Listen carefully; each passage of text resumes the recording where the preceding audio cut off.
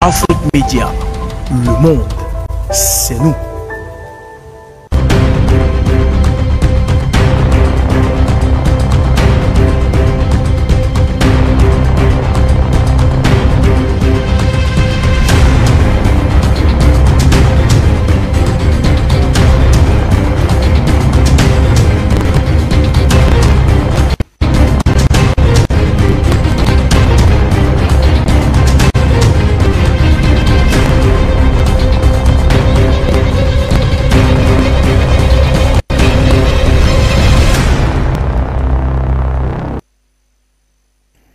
Mesdames, Messieurs, bonjour et très heureuse de vous retrouver ce matin dans le cadre de cette nouvelle édition de Géopolitique internationale sur la télévision panafricaine. Nous sommes, comme toujours, très heureux de vous savoir nombreux à nous regarder. Édition spéciale, donc, on va le dire ainsi, de Géopolitique internationale ce matin, parce qu'on reparle justement de ce sommet qui finalement était tant attendu et qui a eu lieu, c'était du 13 au 15 dernier, le sommet États-Unis-Afrique. Des enjeux, on en parlait il y a quelques jours, on reparle maintenant de ce qui s'est passé là-bas au regard des différents discours, au regard des différentes stratégies utilisées là-bas par les États-Unis. Est-ce que finalement Joe Biden réussira à diminuer l'influence russe en Afrique? Eh bien, c'est notre premier sujet dans le cadre de cette édition de Géopolitique internationale. Et puis, bien sûr, on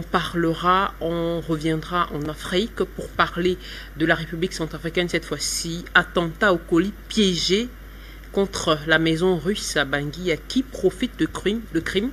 On va tenter d'analyser bien sûr avec nos experts justement comment comprendre cet attentat-là, alors qu'il y a quelques semaines encore seulement, eh bien on parlait d'un attentat dans ce pays, tentative de déstabilisation. Nos analystes tenteront de nous éclairer sur la question tout au long de l'émission. Et puis pour sortir, on évoquera bien sûr avec les experts la crise ukrainienne une fois de plus. Eh bien, la Russie qui se prépare à envoyer 200 000 hommes supplémentaires pour une nouvelle offensive à Kiev. Comment comprendre ce nouvel enjeu de Moscou? La réponse sera dans cette édition avec nos invités. Dans le cadre de cette édition de Géopolitique internationale, nous avons le plaisir d'accueillir une fois de plus Gamal Abina, un habitué de cette émission. Et puis tout au long de l'émission, les autres intervenants vont nous rejoindre, vont échanger avec nous sur ces trois questions, ces trois problématiques majeures que nous venons de poser. On aura le professeur François Ndengue, éditorialiste, habitué également de Géopolitique internationale, qui va nous rejoindre tout à l'heure. Et puis Adrien Boquet, ancien militaire français.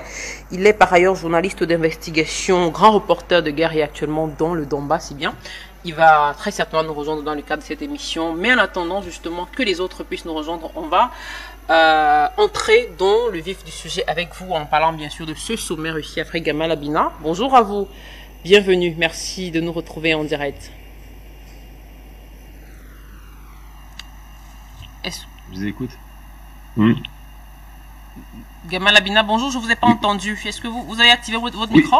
Ah, oui, tout à fait, il est activé. Il y a peut-être un décalage, mais sinon il est activé le micro, il n'y a pas de problème.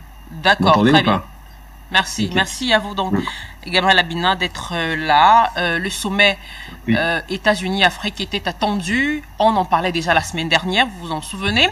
C'était du 13 au 15 dernier. Eh bien, on tente de parler de ce qui s'est passé. Alors, avant de commencer d'entrée de jeu, Gamal Abina, selon vous, pourquoi est-ce que certains analystes ont qualifié ce sommet comme étant une tentative de Washington de contrer Pékin et Moscou? Parce que c'est effectivement une tentative de Washington de se repositionner en Afrique. Ils ont perdu beaucoup de leur superbe. Ils ont tenté d'écarter la France et l'Angleterre au profit de leur propre zone d'influence. On le voit bien avec le fait que, par exemple, le Rwanda se rapproche, en entrant dans le Commonwealth, donc un peu sur le monde anglo-saxon, se rapproche des États-Unis. Mais il se trouve que depuis l'affaire libyenne, et depuis les différentes interventions, la Somalie, le Soudan, les États-Unis, récemment encore l'Éthiopie, la plupart des pays africains se rendent bien compte qu'il y a un problème d'ingérence des États-Unis dans la région, souvent porté par des volontés guerrières. États-Unis qui étaient, il faut se rappeler quand même historiquement, le principal soutien à l'apartheid, ça c'est une chose qui n'a pas été oubliée non plus, et États-Unis qui aujourd'hui entament une offensive africaine parce que précisément il y a déjà de la part des Chinois sur le plan économique et Russes sur le plan économique et militaire, un repositionnement ou un positionnement sur le marché africain. Donc les Chinois sont là depuis plus de 20 ans maintenant, de façon très offensive. Les Russes ont manifesté leur présence avec la République centrafricaine, puis le Mali et très certainement d'autres pays limitrophes, démontrent qu'ils sont en mesure d'être une alternative crédible à la position américaine dominante. Donc c'est vrai que sur les questions de savoir est-ce que ce sommet est une forme de sommet de rattrapage, là oui c'est le cas, puisque on a de multiplication de sommets internationaux, France-Afrique, on l'a vu récemment sans les chefs d'État, mais surtout le sommet Russie-Afrique. Ils vont faire un autre round bientôt. Surtout le sommet, évidemment, Chine-Afrique, qui est très important, puisque les Chinois ne font pas semblant. Quand ils font un sommet, en général, c'est suivi des faits. Il y a toujours des actions concrètes sur un plan économique, au moins. Le sommet, évidemment, Turquie-Afrique, Iran-Afrique. Vous avez des multiplications de sommets de pays qui sont plutôt à l'est au niveau du positionnement géopolitique. Et quelques sommets de façon très en rang dispersé, par contre, du côté de l'ouest, comme on voit bien la France-Afrique, évidemment, États-Unis-Afrique et certainement l'Angleterre qui va bientôt se manifester. La plupart des pays tentent une partition en solo, et de l'autre côté, les États-Unis qui étaient la grande puissance dominante mondiale et qui vont bientôt ne plus être la première puissance économique et certainement relégués au second plan sur un plan militaire très prochainement, d'ici une quinzaine d'années, les États-Unis se rendent compte du danger. L'Afrique est primordiale, non pas pour les besoins en hydrocarbures, puisque les États-Unis sont très très riches maintenant en hydrocarbures, mais pour les besoins dans d'autres ressources minières et surtout les terres rares. On en parle beaucoup de tous ces matériaux dont ils ont besoin cruellement pour la construction de tout ce qui est équipement de haute sécurité, de haute technologie, équipement informatique évidemment. Et ils ont besoin aussi de maintenir une présence d'influence dans la zone parce que les États-Unis sont en recul, ils le savent. Alors le recul, évidemment, de leur puissance économique combinée à une perte de prestige militaire, puisqu'ils ont perdu la guerre d'Afghanistan encore récemment, donne le sentiment que les États-Unis n'ont plus la main. Donc cette offensive africaine de charme, puisqu'ils tentent de démontrer aux Africains qu'ils sont enfin là pour faire un partenariat stratégique et pour aider l'Afrique, c'est toujours le même discours très condescendant d'ailleurs, ils veulent toujours aider l'Africain. Bon, arrêtez, c'est aider leurs intérêts. Eh bien, aujourd'hui, ils le font d'autant plus qu'ils sont en danger, parce que les concurrents réels et sérieux qui sont sur le marché, je parle des Russes, des Chinois, des Iraniens, des Turcs d'ailleurs, qui se positionnent aussi en concurrent des États-Unis, eh bien, tous ces concurrents commencent à porter ombrage à la superbe image de grande démocratie américaine qui, soi-disant, était là pour aider le monde et éclairer le monde de ses lumières démocratiques. Aujourd'hui, les États-Unis tentent une offensive, tentent de démontrer qu'ils seront meilleurs qu'ils ne l'ont jamais été, ce n'est pas le cas jusqu'à présent, et tentent de démontrer que par rapport à d'autres partenaires, ils seraient, encore une fois, le partenaire le plus fiable. Alors que, dans les faits, effectivement, multiplier les sommets Russie-Afrique, États-Unis-Afrique, la multiplication de ces sommets n'a jamais porté, en termes de réussite et de partenariat stratégique ou de développement économique, n'a jamais porté ses fruits. Donc cette manœuvre de rattrapage est une vulgaire manœuvre destinée à démontrer que les États-Unis ne sont pas encore complètement écartés de la sphère africaine. Mais en dehors de quelques pays qui leur sont plus ou moins favorables, l'Éthiopie en faisait partie d'ailleurs à l'époque du temps de l'ancien dirigeant éthiopien qui est mort aujourd'hui. L'Éthiopie n'est plus vraiment bien vue les États-Unis sont plus vraiment bien vus par l'Éthiopie. Aujourd'hui, Abiy Ahmed, contrairement à son prédécesseur, a plutôt tendance à se rapprocher de la Chine, évidemment, c'était déjà, mais des Russes et des Turcs. Donc la question qui se pose aujourd'hui sur un plan géopolitique, c'est qu'est-ce que les Américains tentent de faire? Deux grandes manœuvres très spectaculaires, comme toujours, toujours de beaux discours, de belles mises en scène, mais ils commencent leur tentative de séduction par une erreur stratégique et politique. Ils ont refusé la présence, finalement, de la Centrafrique et surtout du Mali. Donc les pays qui les dérangent, ils ne les invitent pas. Et c'est ce qui fait que la plupart des autres chefs d'État, ils sont venus certainement pour savoir ce qui se passe, simplement pour prendre la température de l'eau, mais dans les faits, ça ne changera pas grand-chose à la relation Afrique au sens large du terme, États-Unis. D'accord. Justement, Gamal Abina, si la campagne de séduction de Washington à l'encontre de l'Afrique confirme, comme vous l'avez dit, sa volonté, d'une certaine façon, de nuire aux relations stratégiques des pays africains et de la Russie, avec la Russie et la Chine, est-ce que on peut dire, on peut déclarer, on peut affirmer sans risque de se tromper que les dirigeants africains, eux, en sont conscients, en sont bel et bien conscients? Alors les dirigeants africains, il y a plusieurs dirigeants africains. Il y a les dirigeants honnêtes qui très souvent malheureusement ont été assassinés. On se souvient de Sankara, le Lumumba, je ne les multiplierai pas parce qu'il y en a trop, ou écartés du pouvoir par les forces. Ces dirigeants-là, à l'époque, quand ils ont été écartés jusqu'à récemment avec Kadhafi, ont été écartés parce que les rapports de force n'étaient pas forcément évidents et qu'ils pensaient vraiment pouvoir s'appuyer sur le bloc soviétique pour peut-être faire face. À l'époque, les Russes étaient il y avait des conseils militaires, mais n'étaient pas tellement présents en Afrique. Il y avait une influence, mais pas vraiment ce soutien aussi actif qu'aujourd'hui. Aujourd'hui, la donne a changé. Les Chinois sont très puissants sur un plan économique, ça n'était pas le cas il y a encore 40 ans. Les Chinois investissent en Afrique et démontrent qu'ils sont des partenaires sérieux et crédibles, mais s'ils en tirent un intérêt, évidemment. Et les Russes, évidemment, aujourd'hui se déploient en Afrique. Ils ne se contentent pas d'envoyer des conseils militaires. Ils envoient du matériel de haute précision, de haute qualité, et ils proposent un partenariat.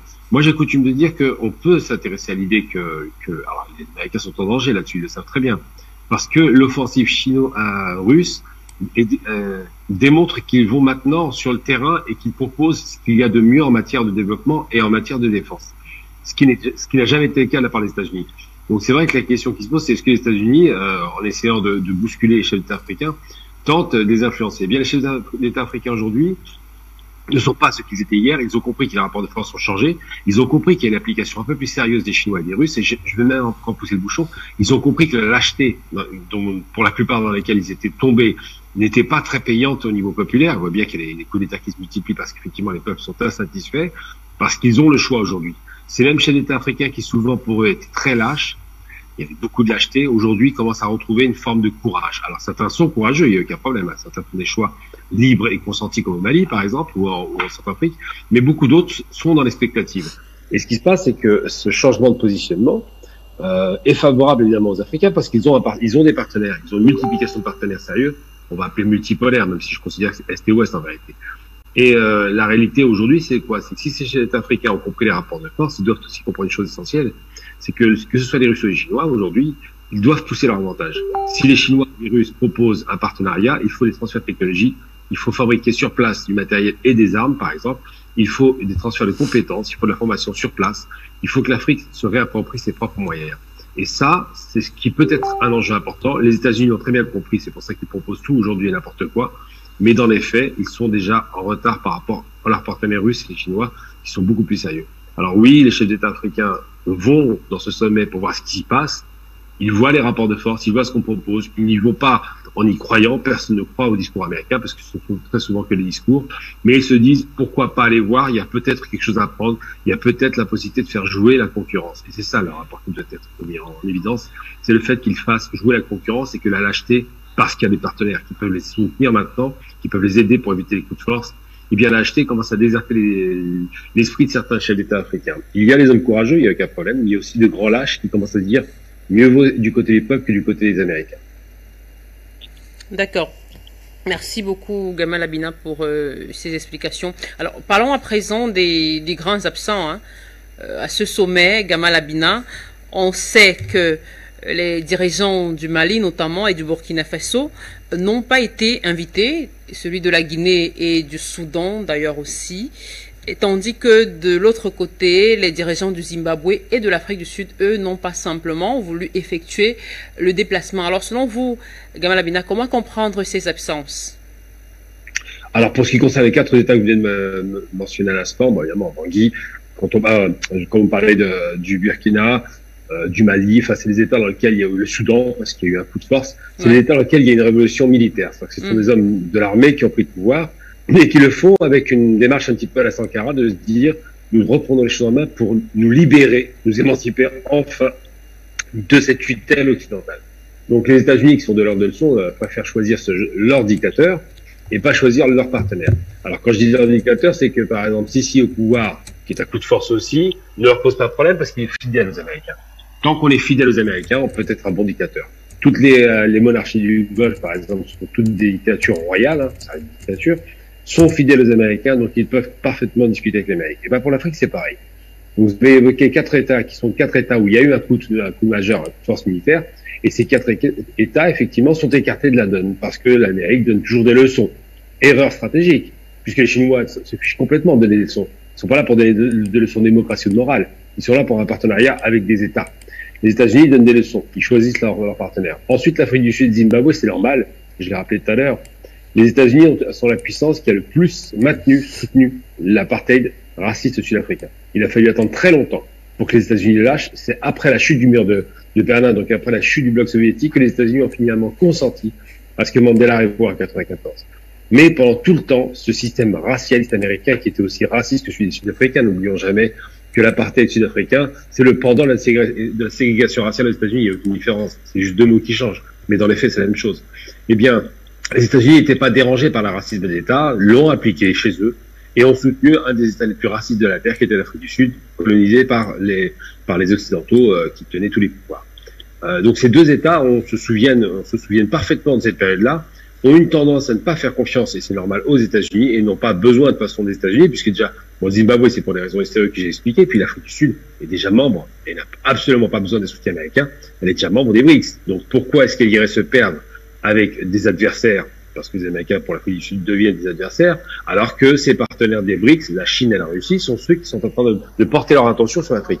Donc il y a un rapport de relation d'État à État, un rapport géopolitique, géoéconomique, j'ai oublié que le rapport financier n'est pas absent de l'équation, et ce rapport-là est mis en exergue par certains pays qui ne veulent pas venir. Alors, 4 pays ont été écartés de force, 2 autres, donc Zimbabwe et Sud-Afrique, ont refusé d'y aller, c'est tout à leur honneur, parce qu'ils savent très bien qu'il n'y a rien à prendre au bout du compte, et puis les pays africains qui y vont, ils vont par simple curiosité, parce qu'ils se disent peut-être que les choses vont changer. Évidemment, il ne faut pas se voiler la face, la signature américaine n'a pas beaucoup de valeur, on le sait très bien aujourd'hui, et la plupart des chefs d'État africains, même s'ils y vont, ne se font pas guère d'illusions. Ils y vont par curiosité, mais n'attendent pas grand-chose comme miracle économique d'une nation qui, il faut quand même se le rappeler, a déjà beaucoup de mal à gérer sa propre surface à elle-même, sa propre fédération, et prétend aller aider les voisins.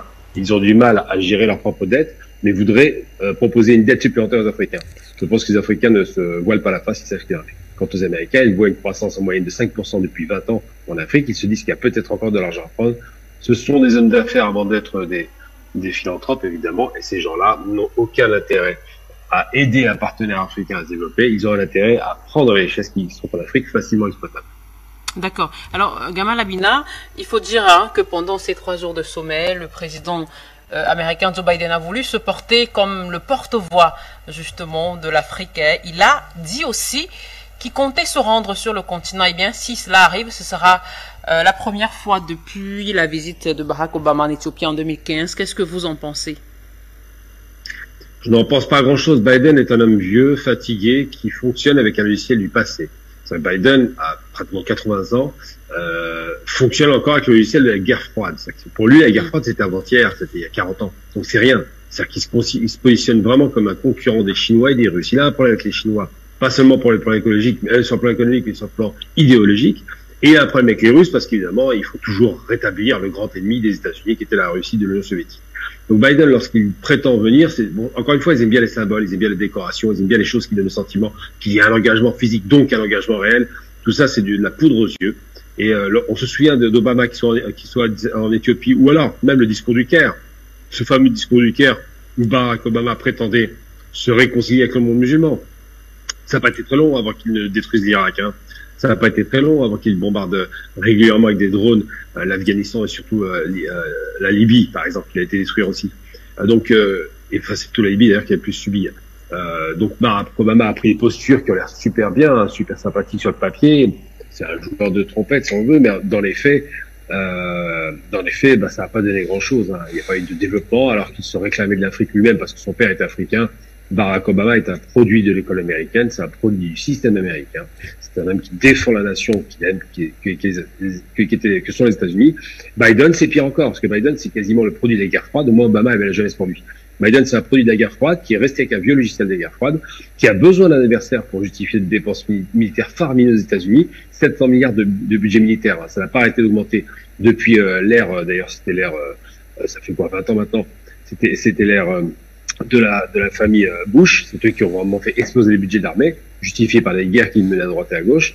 Donc, c'est pas parce que Biden se déplace en Afrique que ça fera une grande différence. Ça s'appelle des postures. Les États-Unis ont l'habitude de ça. C'est des gens qui aiment beaucoup jouer sur les strates et les lumières. Ils aiment beaucoup jouer sur l'idée que on fait de la mise en scène, de beaux discours, on sort les violons, on sort les orchestres. On a l'impression qu'on est extrêmement actif parce qu'on est présent physiquement, mais dans les faits, il ne se passe pas grand-chose. Je rappelle que depuis toujours, les États-Unis envoient leur secrétaire d'État, leur Blinken et autres représentants qui sont là pour faire des coups de pression, parce que c'est réellement une diplomatie de la pression qui est mise en place par les États-Unis.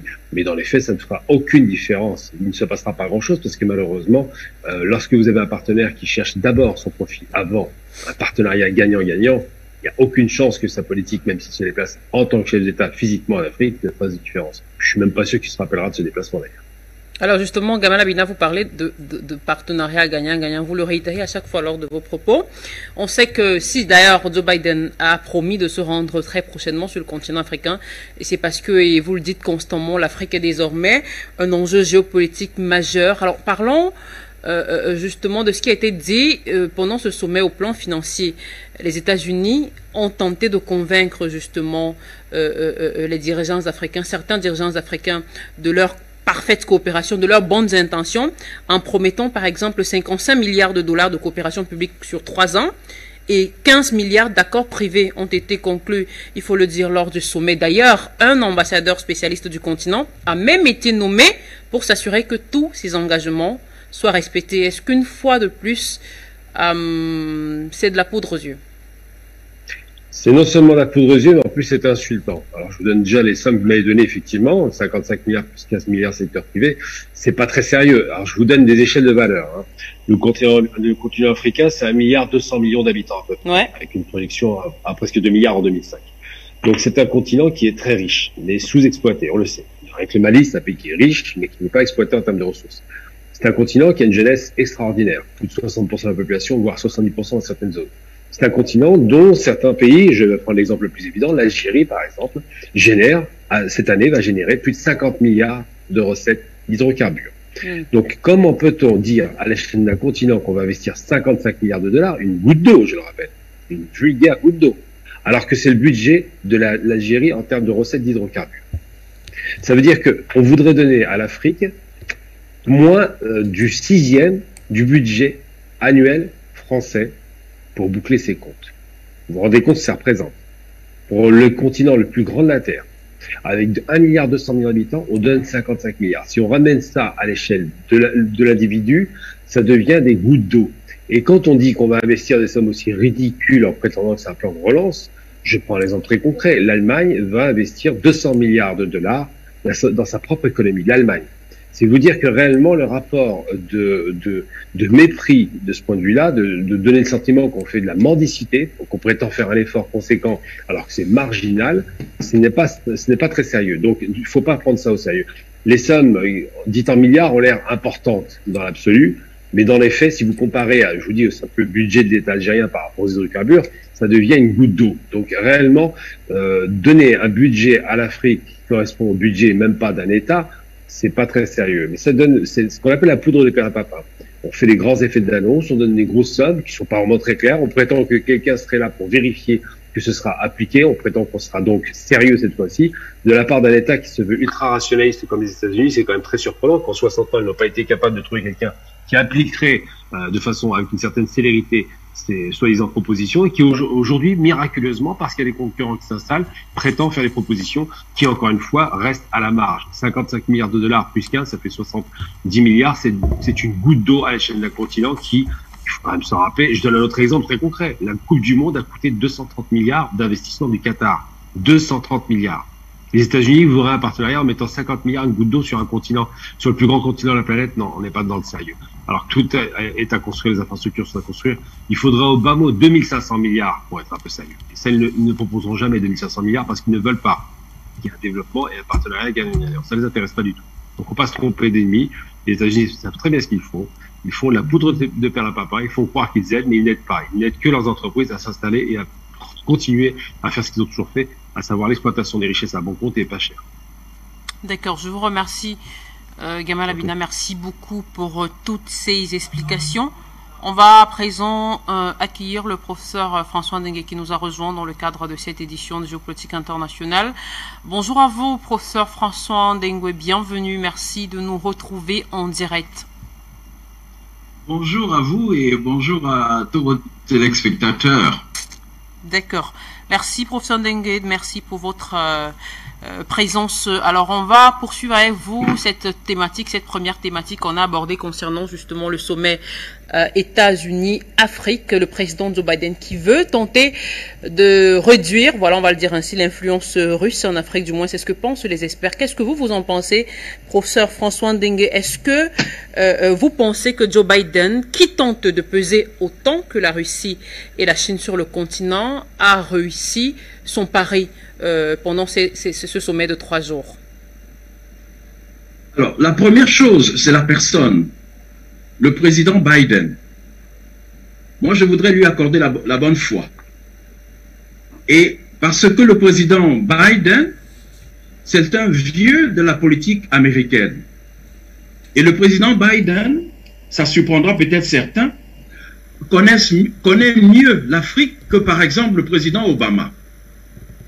Le président Biden était déjà là au moment de l'apartheid, et moi je lui donne le crédit d'avoir été un grand artisan de la lutte anti-apartheid. Le président Biden, jeune sénateur, dirigeait, je crois, une sous-commission qui s'occupait des affaires africaines, et donc c'est un vieux connaisseur de l'Afrique. C'est un vieux connaisseur de l'Afrique, et moi je voulais lui donner ce crédit. Et il a publié, si vous vous rappelez, en août dernier, un rapport. La Maison-Blanche a fait savoir, a publié un rapport sur sa nouvelle stratégie en direction de l'Afrique. Et sur cette stratégie, il marquait 4 points importants, qui sont aussi des points que l'on peut prendre en considération, parce qu'avant de juger, et je vais venir sur le sujet, et sur votre question directement, mais je voudrais donner ce petit background pour que les gens comprennent. Il a publié en août, début août, sa stratégie sur l'Afrique subsaharienne. C'est important de préciser subsaharienne. Et donc, les 4 objectifs majeurs qui vont gouverner sa politique, c'est premièrement ce qu'il appelle l'ouverture sur des sociétés, open societies. Deuxièmement, il insiste sur ce qu'ils appellent deliver democratic and security dividend, donc la démocratie et la sécurité. Troisièmement, il veut, dans le compte qui est un peu plus conjoncturel, dans le contexte de l'après-Covid, comment récupérer, etc. Et enfin, les problèmes de climat. D'accord. Professeur François Dengue, justement, avant que vous ne poursuiviez,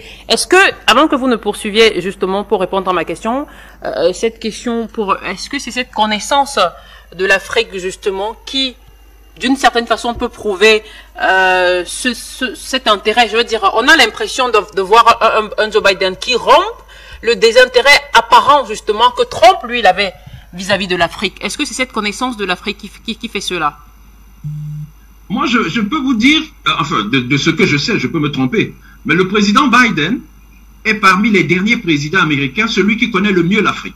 D'accord. Et je peux même remonter jusqu'au Bush, et même avant. Je vous dis qu'il était très impliqué, et je me rappelle, si vous voyez, si ça circule encore sur la vidéo, où, étant sénateur, il harcelait George Shultz, qui était donc le secrétaire d'État, je crois que c'était sur Reagan, sur les questions de l'apartheid. Et le président Biden, encore une fois, il faut lui faire ce crédit, était très en pointe dans la lutte contre l'apartheid. Et vous avez raison de faire le contraste avec le président Bush, son prédécesseur, qui avait une connaissance très approximative de l'Afrique. Et vous savez d'ailleurs le mot qu'il a utilisé pour caractériser toute l'Afrique, de shitball, et que je ne crois pas que le président Biden pourrait utiliser un tel mot. Mais ceci dit, et puisque, encore une fois, un dernier point, c'est que le président Biden, vous savez que cette édition, c'est la 2e édition de la rencontre États-Unis-Afrique, la première ayant eu lieu en août 2014 sous le président Obama, et là encore, le président Biden était déjà actif. Mais, avec tous ces points positifs, c'est un sommet que je vois avec beaucoup de regrets, avec beaucoup de peine, et même ça me lamente. Moi, si j'étais président africain, je ne serais jamais allé à un tel sommet. C'est un sommet qui a montré malgré tout un certain mépris pour l'Afrique. Et pourquoi je dis cela?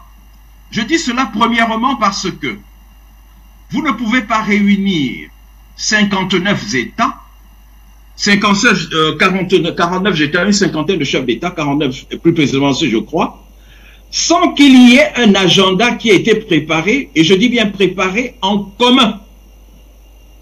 Moi, avant cette réunion, j'ai téléphoné au département d'État parce que c'est le département d'État qui s'en charge.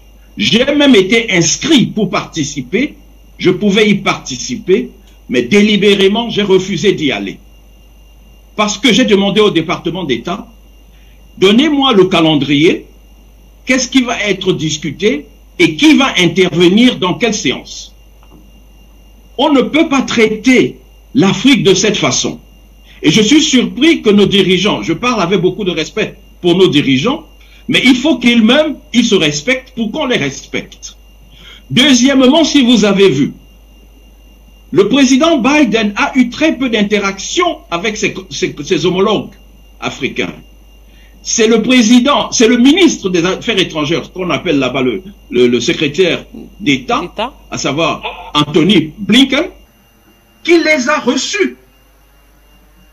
Moi, je serais chef d'État, je n'accepterais pas. Alors, renoncez à votre titre de chef d'État.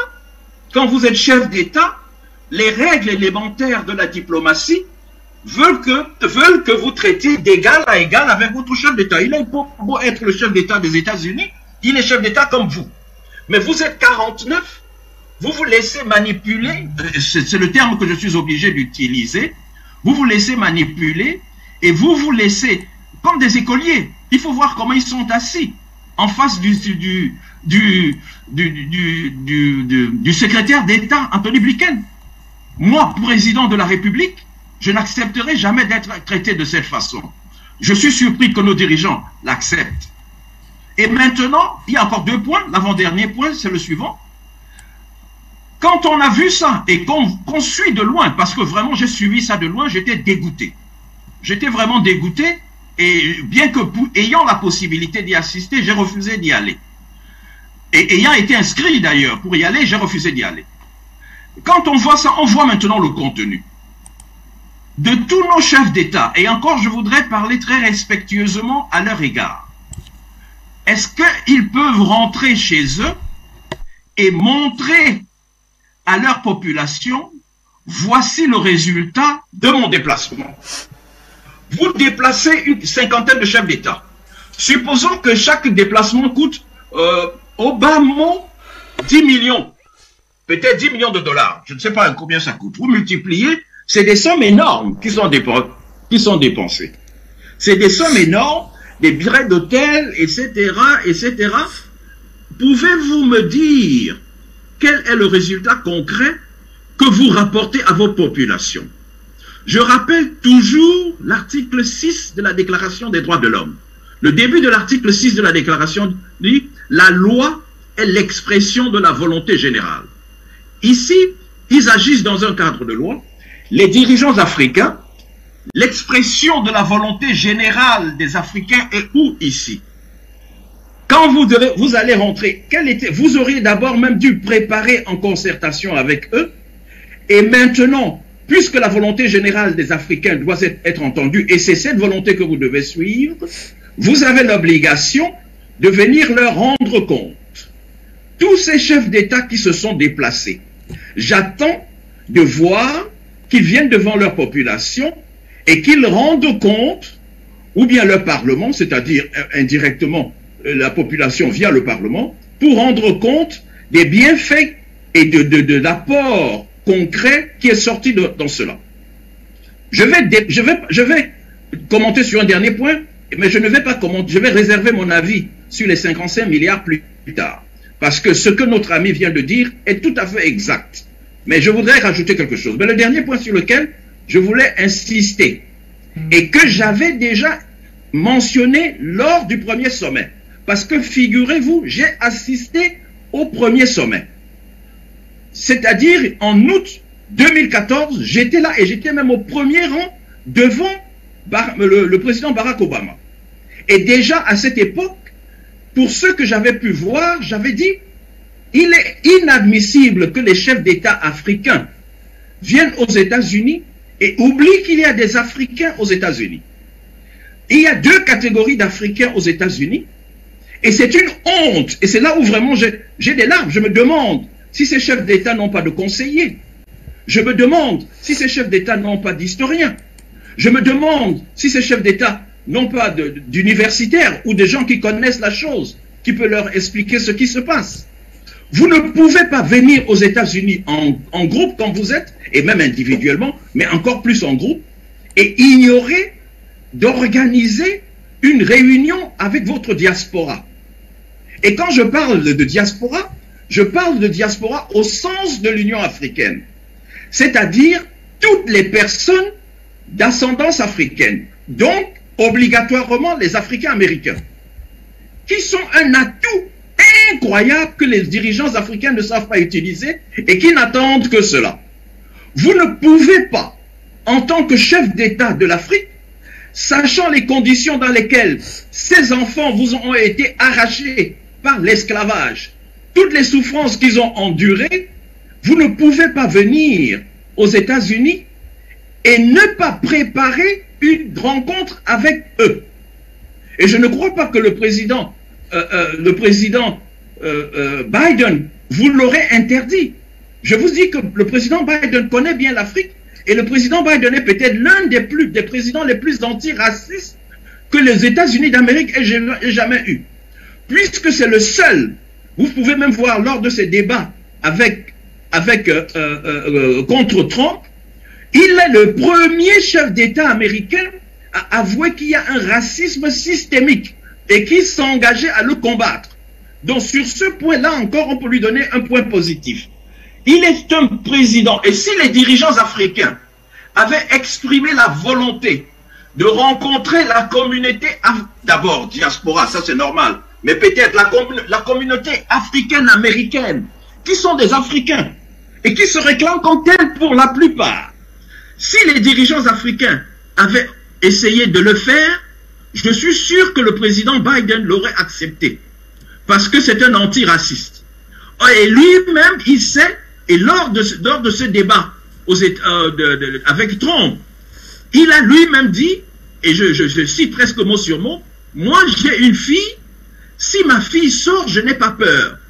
Mais je sais que les Noirs aux États-Unis, les mamans, les papas, les parents, savent que si leur fils noir sort, presque très souvent, il aura des problèmes, même s'il est innocent avec la police, et il peut même se faire tuer.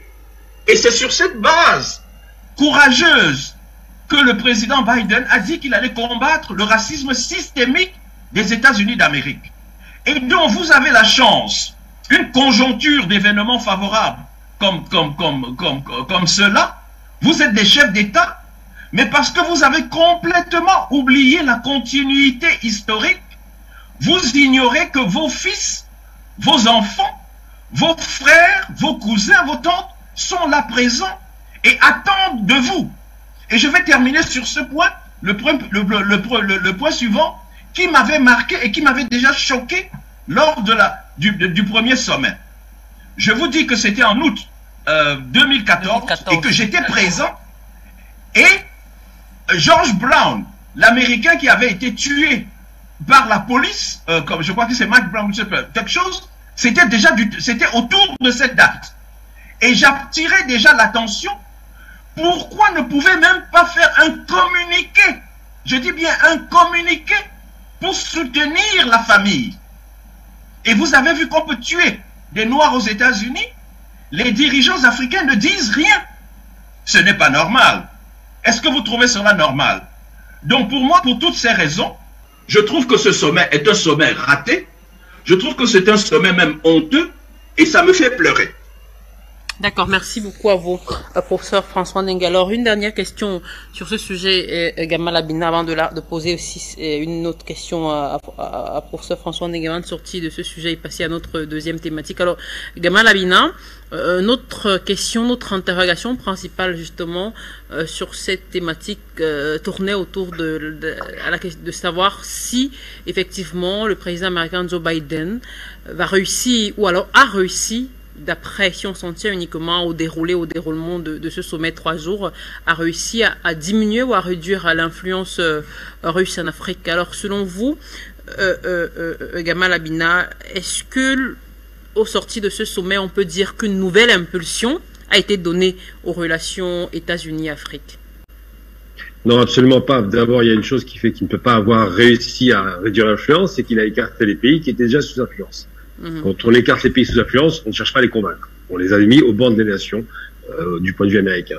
Ouais. Ensuite, parce que en dépit de toutes les belles promesses qu'il fait, alors j'ai entendu le fait que Biden ait un discours, et je parle bien d'un discours antiraciste, c'est vrai qu'il a un discours antiraciste. Ce même discours a été utilisé par Kennedy. Il était un peu plus proactif quand même là-dessus. Surtout Robert Kennedy, son frère, parce qu'ils ont fait en sorte que les droits civiques américains commencent enfin à être appliqués pour la population noire. Biden, quand il était aux commandes, il s'est rien passé. Il parle, il aime bien parler, il dit des belles choses, c'est vrai qu'il connaît bien l'Afrique, il aime bien le dossier. Sauf que Biden a un logiciel, encore une fois, d'affrontement Est-Ouest. Que dans sa position, et il le montre quand il arrive en Afrique, il écarte les pays qui sont favorables aux Russes. Ce qui est une énorme erreur stratégique. Ça prouve qu'il est un petit peu léger sur le plan de la réflexion. Et c'est pas parce qu'il a mis en tant que vice-présidente une demi-noire dont les positions sont ultra radicales et pas du tout pro-africaines. Pour le coup, c'est vraiment quelqu'un, Kamala Harris, qui est totalement anti-africain. Eh bien, c'est pas parce que ces décorations, comme ça a été le cas pour Obama, d'un président noir, sont mises en place. On les appelle, ici en France, on les appelle les bounties. Noirs à l'extérieur, blancs à l'intérieur. Dans leur façon de penser, ils pensent comme leur maître. Eh bien, ces gens-là ne servent pas l'intérêt d'une population ou d'une origine, ça ne les intéresse pas. Ils servent l'intérêt d'un système. Il faut bien comprendre que quel que soit le dirigeant qui est aux États-Unis, il est dans un système. Et le système consiste à dire l'Amérique d'abord. Alors, Trump le dit ouvertement, America First, mais les autres pensent la même chose. Alors, ils disent pas America First pour défendre l'intérêt américain au niveau de l'intérêt des frontières, même si c'est Trump qui l'a fait en premier. Ils le disent pour la domination américaine. La logique impérialiste n'a pas s'affranchit complètement des codes civilisationnels, ça les intéresse pas. Ce qui les intéresse, c'est de dominer. Donc, lorsque Biden va en Afrique pour essayer, lorsque le secrétaire d'État va en Afrique pour essayer de séduire les Africains, déjà, il n'y va pas, et c'est vrai, c'est bien de le rappeler, François fait bien de le dire, il n'y va pas lui-même, donc il n'y a pas de représentation d'État à État. On parle d'un secrétaire d'État face à des dirigeants, ce qui est déjà très insultant. Fort heureusement, tous les chefs d'État africains n'étaient pas présents, ils envoyaient aussi souvent des représentants, mais il n'en demeure pas moins que cette position de maître dominant face à des petits Africains n'est déjà pas acceptable. Et c'est vrai que de l'autre aspect, écarter les Russes de l'Afrique, c'est pas en disant n'allez pas voir les Russes. C'est pas comme ça que ça fonctionne. C'est en disant nous allons travailler de concert. Moi, j'ai toujours eu un problème avec un terme qui est utilisé régulièrement, qui est le terme aider l'Afrique. Je trouve ça insultant aussi. Au nom de quoi ces gens prétendent aider l'Afrique? On va prendre l'exemple très concret. L'aide directe pour l'Afrique, c'était quoi à l'époque? C'était l'endettement pour leur vendre des équipements agricoles. Ils leur vendaient des tracteurs. Le problème, c'est que quand on vend des tracteurs à l'Afrique et qu'ils ne fabriquent pas, et dès que vous avez plus les pièces détachées, le tracteur ne fonctionne plus et a le temps de rouiller. Alors que traditionnellement, les Africains utilisaient les bœufs et utilisaient les animaux pour faire l'agriculture, ce qui permettait deux choses. Beaucoup de main-d'œuvre, beaucoup de paysans étaient utilisés à travailler les terres, et surtout, ils n'avaient besoin d'aucune compétence technique pour maintenir l'outil de production qui était l'animal. Donc, ils pouvaient faire l'agriculture traditionnelle qui fonctionnait très bien, qui permettait de nourrir les familles et qui évitait de tomber sous la dépendance des producteurs de tracteurs qui leur vendaient des pièces au prix de l'or et qui pouvaient ne plus leur vendre dès qu'ils les sanctionnaient. Donc ça donne un exemple très concret. Ce genre d'aide n'a absolument aucun sens. L'Afrique a un développement normal qui doit se faire graduellement.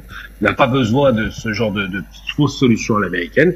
Et effectivement, quand on arrive et qu'on dit on va vous aider contre les Russes, parce que finalement ils proposent quoi? C'est pas une aide pour les Africains, c'est une aide contre les Russes.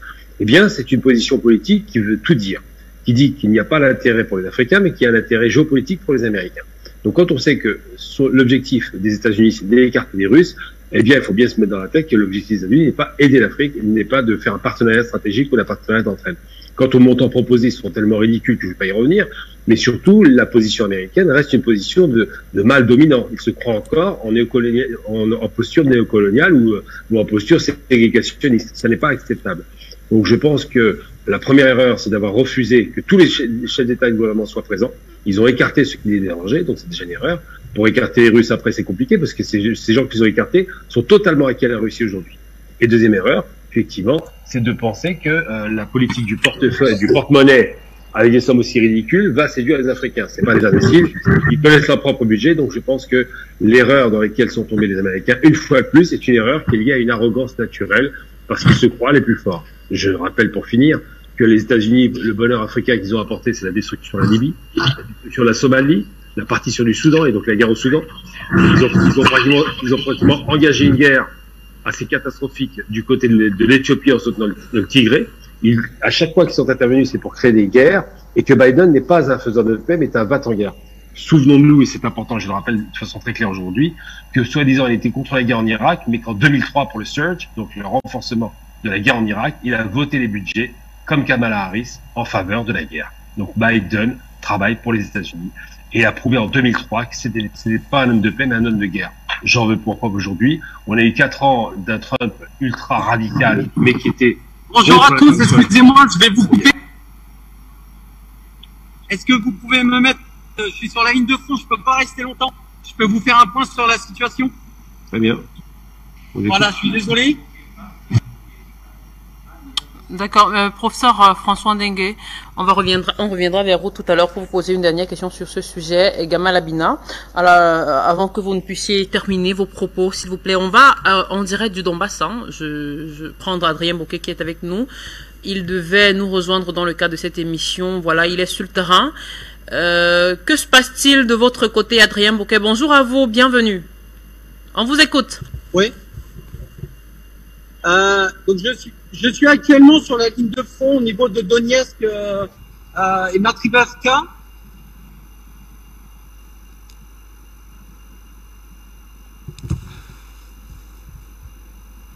Quelques soucis de connexion avec Adrien qu'on va tenter de retrouver tout à l'heure. Voilà, je disais que on évoquera vers la fin de l'émission le sujet concernant la crise ukrainienne pour sortir avec la Russie qui se prépare donc, je l'annonçais à l'entame de l'émission, à envoyer 200 000 hommes supplémentaires à Kiev pour mener une nouvelle offensive. Comment comprendre les enjeux de Moscou concernant cette nouvelle offensive? Cependant, Adrien Bouquet, ancien militaire, je l'ai dit, français, journaliste d'investigation, grand reporter de guerre qui est actuellement en Ukraine, voilà, qui devait nous rejoindre, a été dans un endroit où il était bombardé. Voilà, il est tout de même en forme pour nous faire le point sur l'avoir tout à l'heure. Est-ce qu'on peut l'avoir à nouveau, Adrien Bouquet? Voilà, pas encore. On espère pouvoir l'avoir tout à l'heure. Alors, avant de poursuivre donc avec les deux autres thématiques, Gamal Abina, j'aimerais que vous terminiez, vous terminiez vos propos. Justement, tout à l'heure, vous exprimez sur cette question du sommet États-Unis-Afrique pour conclure en disant si oui ou non, effectivement, on peut affirmer, sans risque de se tromper, que les États-Unis réussissent le pari justement de diminuer ou de réduire l'influence russe sur le continent africain. Non, la réponse est clairement non. Je vous l'ai dit, ils ont écarté les principaux pays qui étaient plutôt favorables aux Russes. Quand on veut convaincre, il faut parler avec des partenaires. Ils n'ont pas fait cet effort. Actuellement, ils essaient d'empêcher d'autres pays africains de rentrer dans la sphère d'influence soviétique, enfin russe, excusez-moi, russe et chinoise. Ça va être très compliqué, mais je ne crois pas une seconde que ces dirigeants, je parle des États-Unis, sont en mesure de convaincre les Africains, depuis 60 ans depuis le résultat, d'une volonté sérieuse de partenariat et de développement et de co-développement et d'entraide, entre guillemets, parce que je parle bien d'entraide parce que les États-Unis ont besoin aussi de l'aide africaine pour maintenir leurs industries. C'est une chose à rappeler. Donc, quand on parle d'aide, il faut faire très attention au terme. Et je ne crois pas une seconde que leur opération de sélection va porter ses fruits. Je pense que les chefs d'État, ils sont allés vraiment pour regarder ce qui s'y passait, que les signatures vont être à la marge, que ça va pas donner grand-chose et que finalement, l'investissement, d'ailleurs, pour prendre un exemple très concret, l'investissement prétendument américain en Afrique sera l'équivalent de l'investissement turc en Afrique. C'est quand même très amusant de voir que en perspective, il n'y a pas grand-chose. Je prends un exemple très concret. On va resserrer un petit peu la voilure. Les flottes aériennes américaines pour aller en Afrique sont quasiment inexistantes. Il y a très peu d'avions qui vont en Afrique, il y a très peu de dessertes. Pour prendre l'exemple de la Turquie, puisque je prends un pays qui est membre de l'OTAN, la Turquie vient de développer avec la Turkish Airways 40 destinations en Afrique en vol régulier. C'est dire à quel point, dans un cas, on ne fait pas des efforts, et dans l'autre cas, c'est quasiment normal, c'est quasiment accéléré. Et les Turcs sont en concurrence aussi avec les Russes et avec les États-Unis, tout comme ils sont en concurrence avec d'autres puissances comme la Chine. Donc, il ne faut pas oublier que l'Amérique tente de rattraper ce qu'elle a perdu et qu'il est peu probable qu'elle parvienne à cette fin. D'accord, je vous remercie Gamal Abina, merci beaucoup pour toutes ces explications. Alors, professeur François Ndengue, une dernière question pour sortir de ce sujet. Vous disiez tout à l'heure que selon vous, finalement, ce sommet est un sommet raté. Alors, il faut tout de même rappeler que au cours de ce sommet 3 jours, les États-Unis n'ont pas manqué d'évoquer les relations entre l'Afrique et les autres partenaires. Je prends notamment le cas de la Chine pour évoquer la déclaration du secrétaire américain à la défense Lloyd Austin, qui, au début du sommet, il faut le rappeler, a par exemple accusé accusé la Chine d'agir d'une manière qui n'est pas toujours transparente, ce qui crée des problèmes qui finiront, selon lui, par déstabiliser la région. Et à l'ambassadeur, justement, chinois, au ministère chinois des Affaires étrangères, de répondre que les États-Unis doivent laisser les Africains ou alors doivent respecter les aspirations du peuple africain. Qu'est-ce que vous pensez justement de ces déclarations du secrétaire américain à la Défense qui tente toujours, on le décrit à chaque fois, mais de salir, on va dire ainsi, l'image des relations entre l'Afrique et ses autres partenaires? Ah, c'est bon, je suis revenu. Vous m'entendez? Oui. Bon, je peux laisser la parole à Monsieur Boquin. Voilà, je suis désolé. Hein, là, on a un meilleur son. Je vais juste vous montrer un petit peu, si je peux, où je suis. Pour vous montrer un petit peu l'angle, vous voyez. Voilà, vous avez l'image ou pas? Encore, mais allez-y, on vous écoute, François Boquin. D'accord. Juste pour vous prévenir, donc ce matin, je suis dans la banlieue de Donetsk, au niveau de la ligne de front. Donc là, je suis à peu près à 4 km de la ligne de front. Ce matin, Donetsk a été bombardé très gravement. C'est-à-dire que les Ukrainiens ont attaqué à coups de roquettes. C'est-à-dire, vous savez, ce sont les grands missiles qui partent de camions, ce qu'on appelle les HIMARS, les roquettes des fameux HIMARS, qui sont envoyés. Donc, il y en a un qui a atterri dans une cour d'école ce matin à 8 heures avec un blast de 50 mètres. Heureusement, aujourd'hui, c'est dimanche, donc les enfants n'étaient pas à l'école. Si les enfants étaient à l'école, tous les enfants seraient morts ce matin. D'accord? Parce qu'il y a eu un champ d'action de 50 mètres, et sur 50 mètres, toutes les personnes qui se seraient trouvées sur ces 50 mètres-là, dans la cour d'école, tout le monde serait mort. Donc j'ai fait les images, hein, elles vont être postées ce soir ou demain. Vous avez une cour d'école avec comment on appelle ça, excusez-moi, les jeux des enfants, etc. Et vous avez un énorme cratère qu'ont fait justement les Ukrainiens. Ça s'est pas arrêté là. Un hôtel a été visé 1 heure après, l'hôtel Victoria de Donetsk, juste à côté de la ligne de front. Et vous avez un parc pareil où deux roquettes HIMARS ont été envoyées sur donc deux parcs d'enfants où jouer. Je n'ai pas encore les victimes et le nombre de morts de ce matin parce que c'était un parc public. Et encore une fois, donc des roquettes ont été envoyées sur des parcs d'enfants, sur des écoles. Les images seront postées ce soir ou demain. Voilà, c'est ce que vous voyez en image. Ce que vous voyez en image, c'est ce qui a été tiré ce matin dans le centre-ville de Donetsk. Ça a explosé donc une cour d'école maternelle. C'est un missile comme ça qui a atterri, et deux autres de ces missiles ont atterri dans un parc public où vous promeniez vos enfants pour jouer, etc.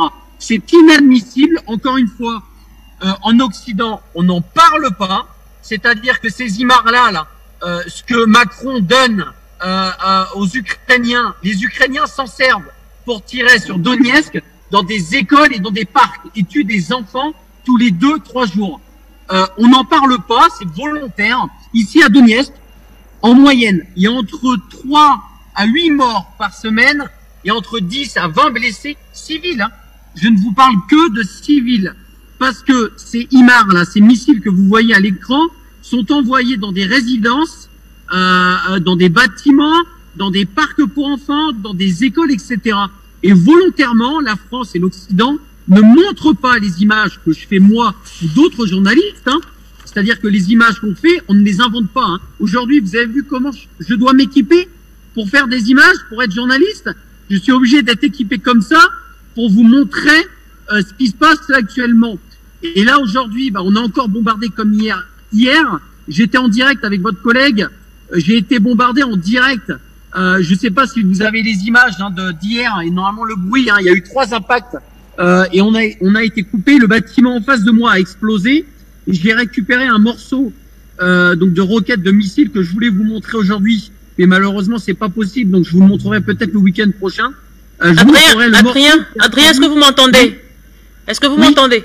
Voilà, vous dites que ces bombardements, ces roquettes ont été envoyées sur des écoles par des Ukrainiens, mais dans quel objectif? Puisque vous insistez sur le fait que les Occidentaux n'en parlent pas. Quel est le but justement de bombarder ces écoles-là? La terreur. La terreur, c'est juste de faire une terreur. Il y a deux solutions. C'est pour semer la terreur, pour faire partir, si vous voulez, les civils, ce qui permettrait à l'Ukraine de bombarder beaucoup plus massivement. Et deuxièmement, c'est juste des représailles. Il faut comprendre que les Ukrainiens, quand ils tirent, ils ne savent pas où est-ce qu'ils tirent. Je suis désolé hein, de synthétiser comme ça, mais c'est la réalité. La différence avec la Russie, c'est que quand l'Ukraine tire, l'Ukraine appuie sur un bouton et ça part. Ils ne savent pas où est-ce que ça va atterrir.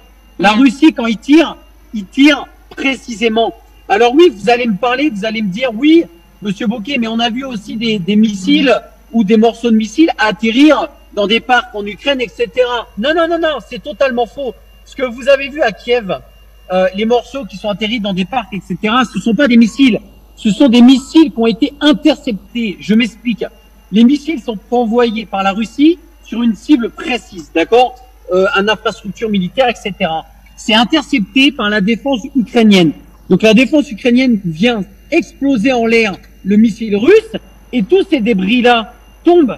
Et malheureusement, on ne sait pas où est-ce qu'ils tombent. Et quand c'est à Kiev ou ailleurs en Ukraine, ces débris de missiles russes qui retombent, effectivement, des fois, retombent dans des écoles ou dans des résidences. Vous comprenez? Mais le missile en lui-même, il n'y a pas eu un impact complètement. Et ça, si vous voulez, moi je suis expert balistique indépendant et on peut le voir. C'est-à-dire qu'un impact de missile entier, vous allez avoir une déflagration et des détails où on voit que le missile a explosé entièrement.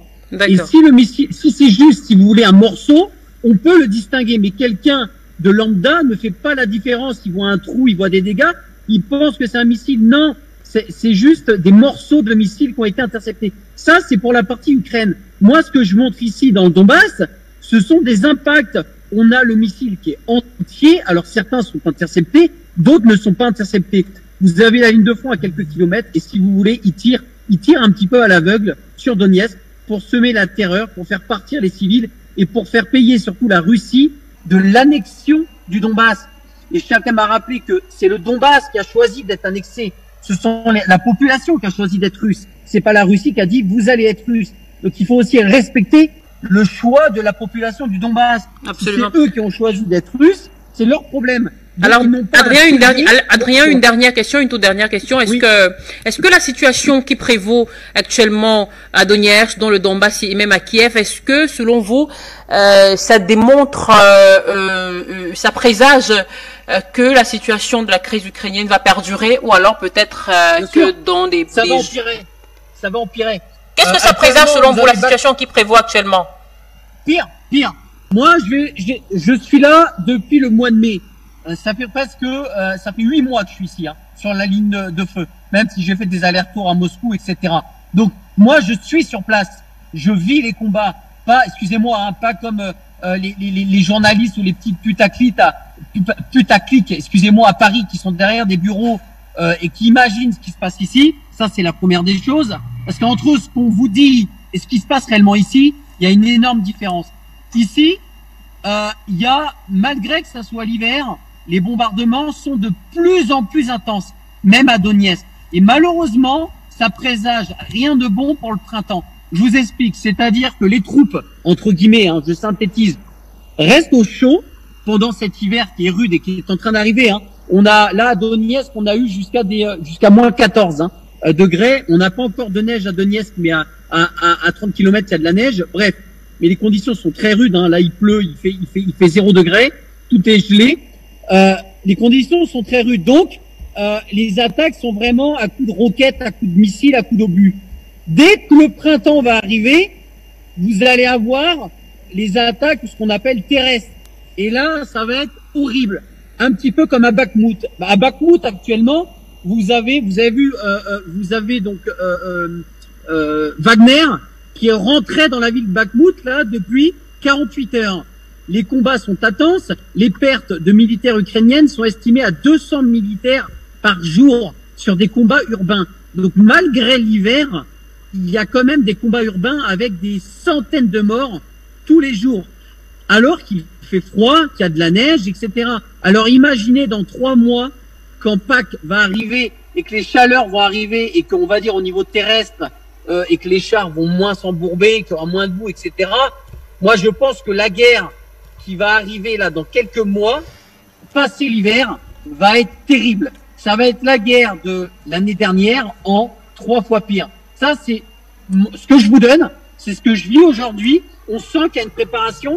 N'oubliez pas qu'il y a plus de 200 000 hommes qui sont en train d'être formés du côté russe et du côté du Lugansk. Ces 200 000 hommes seront prêts dans 3 mois. Et ces 200 000 hommes, je vous laisse imaginer la force d'impact que ça va être pour l'Ukraine dans quelques mois au niveau terrestre. C'est-à-dire que là, on a une offensive, on va dire roquette, etc. Oui, vas-y, roule. Excusez-moi.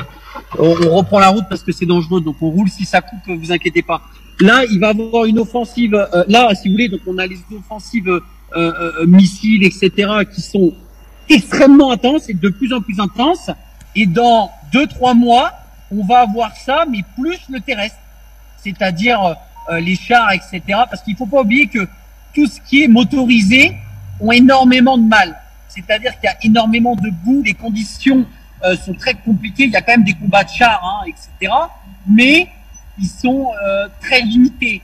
Dès que la terre va commencer à sécher, qu'il n'y aura plus de neige et que les températures vont remonter, ça va être compliqué. Et je vous signale que Moscou a envoyé plus de 200 chars dans le Donbass qui sont en train d'arriver. On les a vus hier en train d'arriver.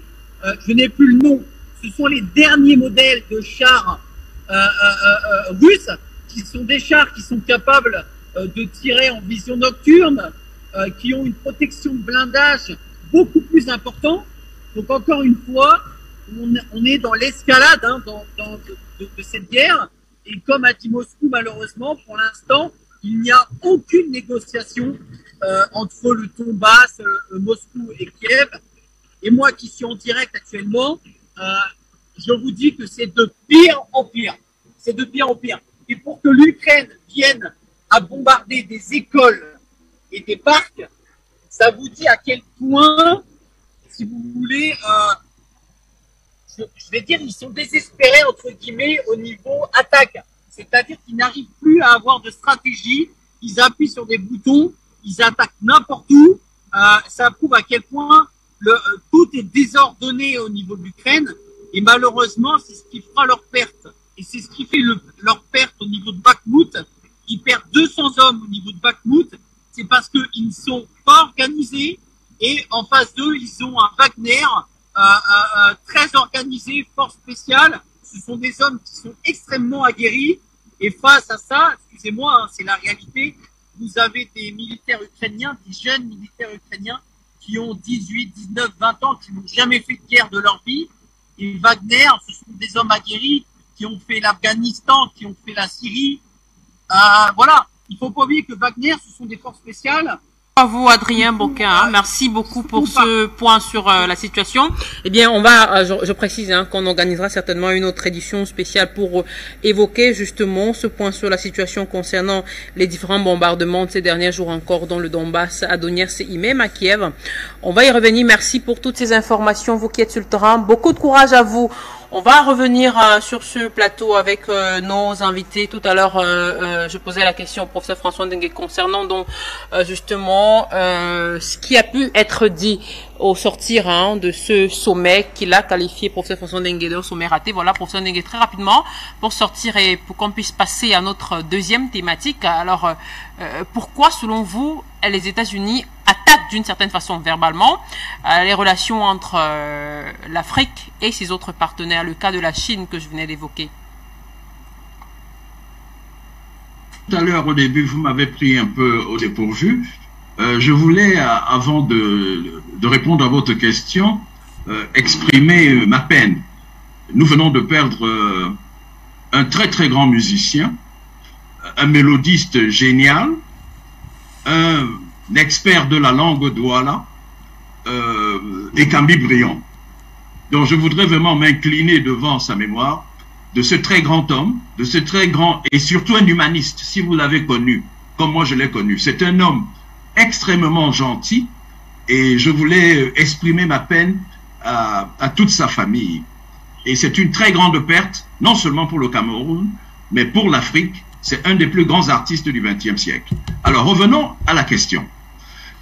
vous m'avez posé la question sur pourquoi les États-Unis attaquent la Chine. Mais moi, je ne suis pas de ceux qui disent « Ah, les États-Unis attaquent la Chine, il faudrait que... » Non, les Africains doivent être majeurs. Vous n'attendez pas que les États-Unis chantent les louanges de la Chine. Vous n'attendez pas que les États-Unis chantent les louanges de la Russie. Il appartient aux Africains de dire « Écoutez, vous pouvez parler, mais vous ne pouvez pas me donner l'ordre de choisir avec qui je m'assois. Vous pouvez parler mal de la Chine, mais j'ai un passé avec la Chine et surtout j'ai un passé avec la Russie. Donc, les dirigeants africains ne peuvent pas se réfugier. Il faut à un moment donné prendre ses responsabilités.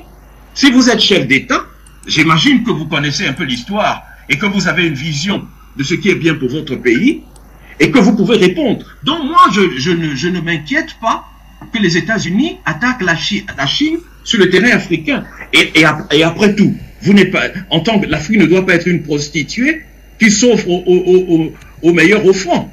C'est pas parce que les États-Unis vont vous miroiter 55 milliards ou la Chine va vous multiplier, que vous irez vers les États-Unis. Demain, la Chine vous miroite 30 milliards, vous allez vers la Chine. Non, vous devez être adulte.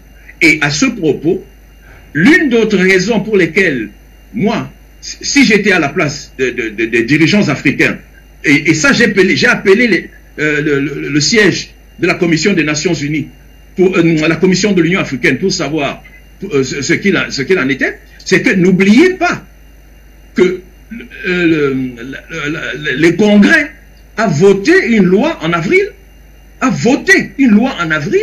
pour punir les États africains, les entreprises africaines ou les individus africains qui entreraient en relation avec la Russie. Pire, celle qui est aujourd'hui la diplomate qui est l'ambassadeur des États-Unis aux Nations Unies, c'est une dame, une noire d'ailleurs. Elle a eu le toupet, cette femme, de venir en Afrique et de dire, vous, Africains, vous ne pouvez vous engager avec la Russie que, par exemple, je crois que c'était sur le gaz ou le pétrole et la nourriture. Mais qui est-elle? Pourquoi les dirigeants africains se taisent? Il n'y a que la SADC qui a osé une petite réponse. Mais vous devez les mettre devant vous devez les mettre, tous ces gens, devant, montrer que vous êtes des gens dignes. Et moi, je serai dirigeant africain, et c'est ça que je voulais voir de l'Union africaine, puisqu'elle a été complètement oubliée dans cette histoire, ce qui montre qu'il n'y a eu aucune préparation, et qui n'ont été associés à rien du tout, ce qui montre que ce sommet est une bêtise, et qui n'aurait jamais dû avoir lieu. Moi, dirigeant africain, c'est pas parce qu'on vous a invité que vous courez. Il y a des conditions. Moi, j'aurais posé comme condition que ce congrès qui a pris cette loi se dédise. Parce qu'on ne peut pas accepter, on n'a jamais vu. Et figurez-vous que le Mexique qui est à côté, les États-Unis d'Amérique ne peuvent pas s'amuser à prendre une loi comme ça contre le Mexique. Les États-Unis d'Amérique ne peuvent pas s'amuser à voter une loi comme ça, même pour le Chili. Mais ils se permettent de voter cette loi spécifique à l'Afrique. Et récemment, ils veulent maintenant double down, comme on dit, pour menacer le monde entier. C'est un chantage, et moi je ne m'assois pas avec les maîtres chanteurs. Moi j'aurais dit, dirigeants africains, j'ai beaucoup de conditions, j'ai au moins une liste de 8 conditions qui étaient des préalables avant qu'on s'asseye pour discuter cela avec les États-Unis. Et ces préalables ne sont pas réunis, et en particulier ce préalable sur un vote du Congrès, et à une très large majorité. C'est-à-dire que démocrates et républicains, je n'ai pas les chiffres en tête, mais vous pouvez voir, ils ont voté cela. Imaginez-vous que le Congrès, je ne sais pas quoi, le Parlement de Côte d'Ivoire ou du Ghana s'asseye et vote une loi pour dire aux États-Unis d'Amérique, si vous faites les affaires avec la Chine, méfiez-vous. Mais c'est du chantage. Ça n'a même pas le droit dans le droit international, dans les relations internationales. On a dépassé toutes les limites. Parce qu'on peut marcher sur l'Afrique comme sur une serpillière, parce qu'on a la tête des États africains, on n'a plus des hommes. Moi, je n'imagine pas Gamal Abdel Nasser rester silencieux. Moi, j'ai des textes de Nasser. Quand la CIA essayait de s'amuser, Nasser répondait tac au tac. Quand il a nationalisé le canal en 57, les autres voulaient, il a tenu tête. Il a dit à Allens, qui dirigeait le département d'État, et son frère qui était à la CIA, méfiez-vous. Si vous venez ici, je ne reçois personne. Si je peux vous envoyer les discours de Nasser. Et il le disait publiquement. Il ne se cachait pas. Et on n'a pas aujourd'hui quelqu'un comme Kwame Nkrumah qui était dans la même trempe. On n'a même pas quelqu'un aujourd'hui comme Patrice Lumumba. Ni même le dernier qui était le regretté Robert Mugabe. Moi, je n'imagine pas Mugabe se taisant devant une telle ignominie. On ne sous-traite, on ne maltraite pas les gens de cette façon. On n'est pas des sous-hommes. Donc, pour moi, vraiment... Et alors, maintenant, le problème de la Chine. Et là, ça me fait rigoler. Je vous ai dit que j'ai assisté au premier sommet États-Unis organisé par Obama. Et je vous ai dit dans quelles circonstances. Et je vous ai dit déjà ce qui s'était passé. Mais avant cela, en février 2000, j'ai assisté à ce qui s'appelait, toujours à Washington, à ce qui s'appelait le National Summit on Africa. C'était organisé par le président Clinton, avec Madeleine Albright, qui était ministre des Affaires étrangères. Le Robinson, qui était l'organisateur principal, m'avait invité d'Europe pour que je vienne intervenir, et j'ai fait une intervention dans la commission économique. Alors, ce qui m'amusait, et c'est vraiment, peut-être que j'ai déjà raconté ça, ce qui m'amusait, c'est que les Américains, ils parlaient de l'Afrique et ils disaient, oh, benign neglect, l'Afrique ne compte pas dans les affaires mondiales, on s'amuse, on peut bien rigoler avec l'Afrique, oh, l'Afrique c'est rien du tout, il n'y a que la guerre, il n'y a que les famines, il n'y a que les épidémies, il n'y a que les prostitutions, enfin, l'Afrique c'est le trou du cul, comme l'autre président a dit. Mais moi, dans mon exposé, puisqu'il réagissait, je leur ai dit, l'Afrique est le continent incontournable. Et d'ailleurs, si l'Afrique est bien gérée, l'Afrique est le continent de la prospérité. L'Afrique est le premier pays beaucoup plus riche que tous les autres. Et c'est parce que nous n'avons pas une politique adéquate que les Africains sont appauvris. Les Africains ne sont pas pauvres. Je dis toujours, l'Afrique a vocation à devenir la terre la plus prospère, le continent le plus prospère. Et même un pays si on s'organise. Donc, qu'est-ce qui se passait? C'est à ce moment-là, je dis que ce National Summit en Afrique, c'était à Washington, à l'ancien Convention Center. Pas la Convention Center où ils se sont réunis cette fois-ci. Alors, quand ils disaient le benign neglect, les Chinois qui sont plus malins ont compris que l'avenir du monde, c'est en Afrique. Et figurez-vous, à la fin des années 90, il n'y avait quasiment pas de Chine, il n'y avait quasiment pas d'investissement chinois en Afrique. C'est à ce moment que les Chinois sont arrivés. Et les Chinois sont des gens pragmatiques. Et ils sont pas comme les Africains qui ont des mémoires courtes. Ils ont une longue mémoire et une longue vision. Et ils ont vu que c'est là-bas qu'il faut aller. La Chine a un handicap incroyable, c'est qu'elle a sa population et elle n'a pas de ressources. L'Afrique peut être une super Chine. C'est-à-dire que l'Afrique a ce que la Chine n'a pas. Et elle a même en termes de population, l'Afrique va dépasser la Chine et elle aura la population la plus jeune. Donc elle a un capital humain qu'aucun autre continent sur cette terre n'a. L'Afrique a un capital de ressources qu'aucun autre continent n'a. Donc l'Afrique doit être non seulement le pays le plus riche, les Africains doivent être les hommes les plus riches sur cette terre, ils doivent être les hommes les plus puissants. Et alors, pourquoi je vous dis ça? Et excusez-moi d'insister un peu.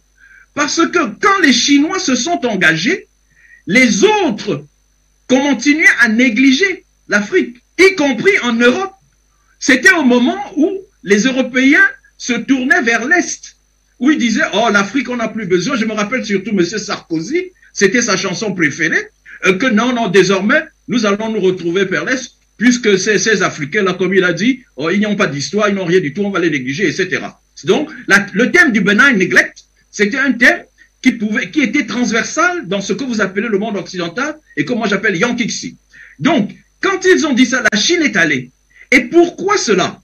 Et excusez-moi de faire encore un petit détour, parce que les médias du Yankixi, c'est-à-dire CNN, tout ça, ont continué à mentir. Et en particulier, c'était un article du journal The Economist qui disait le continent désespéré. Donc les médias ont habitué au mensonge sur l'Afrique. C'est pour ça que je préfère même les laisser continuer à mentir. Laissez-les continuer à mentir. Ils ont menti et leurs dirigeants politiques ont cru les mensonges des médias. C'est comme aujourd'hui, ce sont des médias qui n'ont aucune éthique, qui ne font que mentir, qui insultent, comme sur le problème de la Russie, sur lequel on va revenir, qui ne font que mentir et qui n'ont vraiment aucune éthique. Je me demande s'il existe encore un seul école de journalisme capable de vrai nom de former des gens. Donc, les Chinois ont vu la réalité. À cause du mensonge des médias américains et européens de l'Ouest, leurs dirigeants ont gobé cela. Mais maintenant, je disais ça en 2000, je vous le dis, je disais cela en 2000. Je dis attention, vous êtes en train de commettre une erreur. Parce que moi, je ne suis pas l'ennemi des Américains, je ne suis pas l'ennemi des Chinois, ni de personne. Moi, nous sommes sur cette terre, je suis un Africain, je vois ce qui arrive à mon continent, et j'essaie d'agir et de réfléchir dans le sens de l'intérêt de mon continent. Et en disant cela, je n'agresse aucun autre continent. Je dis tout simplement que nous avons un potentiel et nous avons des ennemis, des esclavagistes, des colonialistes qui nous empêchent de réaliser notre potentiel. Parce que personne n'a de ce potentiel. Alors, quand les Chinois se sont engagés, maintenant, 22 ans plus tard, ils se retrouvent en arrière. C'est trop tard, mes amis. Moi, je dis aux Américains, c'est trop tard. À mon avis même, en tant qu'Africain, et c'est ça qui m'énerve encore sur cette réunion des dirigeants africains, vous n'avez pas à aller à Washington. C'est Washington qui doit venir vers vous. Le monde est vaste. La Chine, la Russie, l'Inde, c'est ce petit réduit qui croit diriger le monde. Et ensuite, le monde blanc. Parce que dans cette histoire, il y a une histoire de racisme. L'OTAN, par exemple, pour moi, c'est l'apartheid. J'appelle ça de l'apartheid globalisé. Nous vivons les derniers moments de l'apartheid. Et l'OTAN, c'est non seulement le plus grand fauteur de guerre sur cette terre, mais c'est l'organe de l'apartheid international. Et c'est cet apartheid international qui, parce qu'il dirige le monde depuis quasiment 400 ans, ne supporte pas que la Russie la défie. Mais je vais terminer sur cette question importante de la Chine. Les Américains, les Européens sont en Afrique depuis... Professeur Ndenge, allez-y terminer rapidement. On va passer à notre seconde thématique. Est-ce que vous m'entendez? Professeur François Ndenge, est-ce que vous m'entendez? Oui, je vous entends. Et terminez, s'il vous plaît, chutez. On va passer à la seconde thématique. Nous n'avons plus assez de temps. Je chute en disant ceci. Les Africains voient. Les Africains voient. Les Européens et les Américains sont là depuis plus de 500 ans. Montrez-moi 10 kilomètres de route qu'ils ont construit. Montrez-moi 3 kilomètres de chemin de fer, de vrais chemins de fer, pas des broutilles qu'ils ont fait là, qu'ils ont fait. Comparez en infrastructure ce que la Chine a construit en 30 ans, et disons cela, je ne suis pas un pro-chinois. Parce que si vous voulez, je peux vous donner tous les méfaits de la Chine, mais je dis simplement qu'on voit. Si les États-Unis disent on vous donne 55 milliards, moi je dis c'est du vent, parce que ça ne coûte rien aux États-Unis. Les États-Unis vous donneraient même $1 trillion, ça ne leur coûte rien. Ils créent ça. Mais j'aurais préféré, pour que leur offre soit crédible, qu'ils disent nous allons construire un réseau de chemins de fer à grande vitesse. Là, c'est du concret. Et donc, il est trop tard. On peut se passer des États-Unis d'Amérique. On peut se passer de l'Europe. Tout cela, l'Europe, de mon point de vue, deviendra l'appendice de l'Afrique. L'Europe et même les États-Unis. L'Afrique, c'est... Je ne sais pas comment je vais vous expliquer cela. Si un Martien arrive sur la Terre, il va s'étonner. Il va dire, mais comment sont ces Africains aussi idiots? Merci beaucoup. On leur a tout donné. Merci beaucoup et à ils vous, ne peuvent pas être professeur arrivés. François Ndenge. Merci beaucoup pour toutes ces explications. Voilà, on va passer sans transition à notre seconde thématique. Le temps nous tient à la gorge quelques semaines seulement, moins de 3 en tout cas. Après qu'un aéronef, on en parlait sur ces mêmes plateaux d'Afrique Média, un aéronef étranger, ou si vous voulez non identifié, avait bombardé un camp militaire à Bosangoa, en République centrafricaine. Et bien, cette fois-ci, On repart de la République centrafricaine. C'est un attentat au colis piégé qui a été donc fait contre le chef de la maison Russa Bangui. On en parle ce matin dans le cadre de cette édition. Le directeur général de la maison russe en République centrafricaine, Dimitri Sertik, a été donc blessé. C'était vendredi dernier après une explosion d'un colis piégé reçu à Bangui, dont la capitale centrafricaine, à qui profite de crime. En 30 minutes seulement, on tente de comprendre justement cette nouvelle attaque qui intervient en République centrafricaine, tentative de déstabilisation finalement de ce pays. Élément de réponse avec vous, Gamal Abina.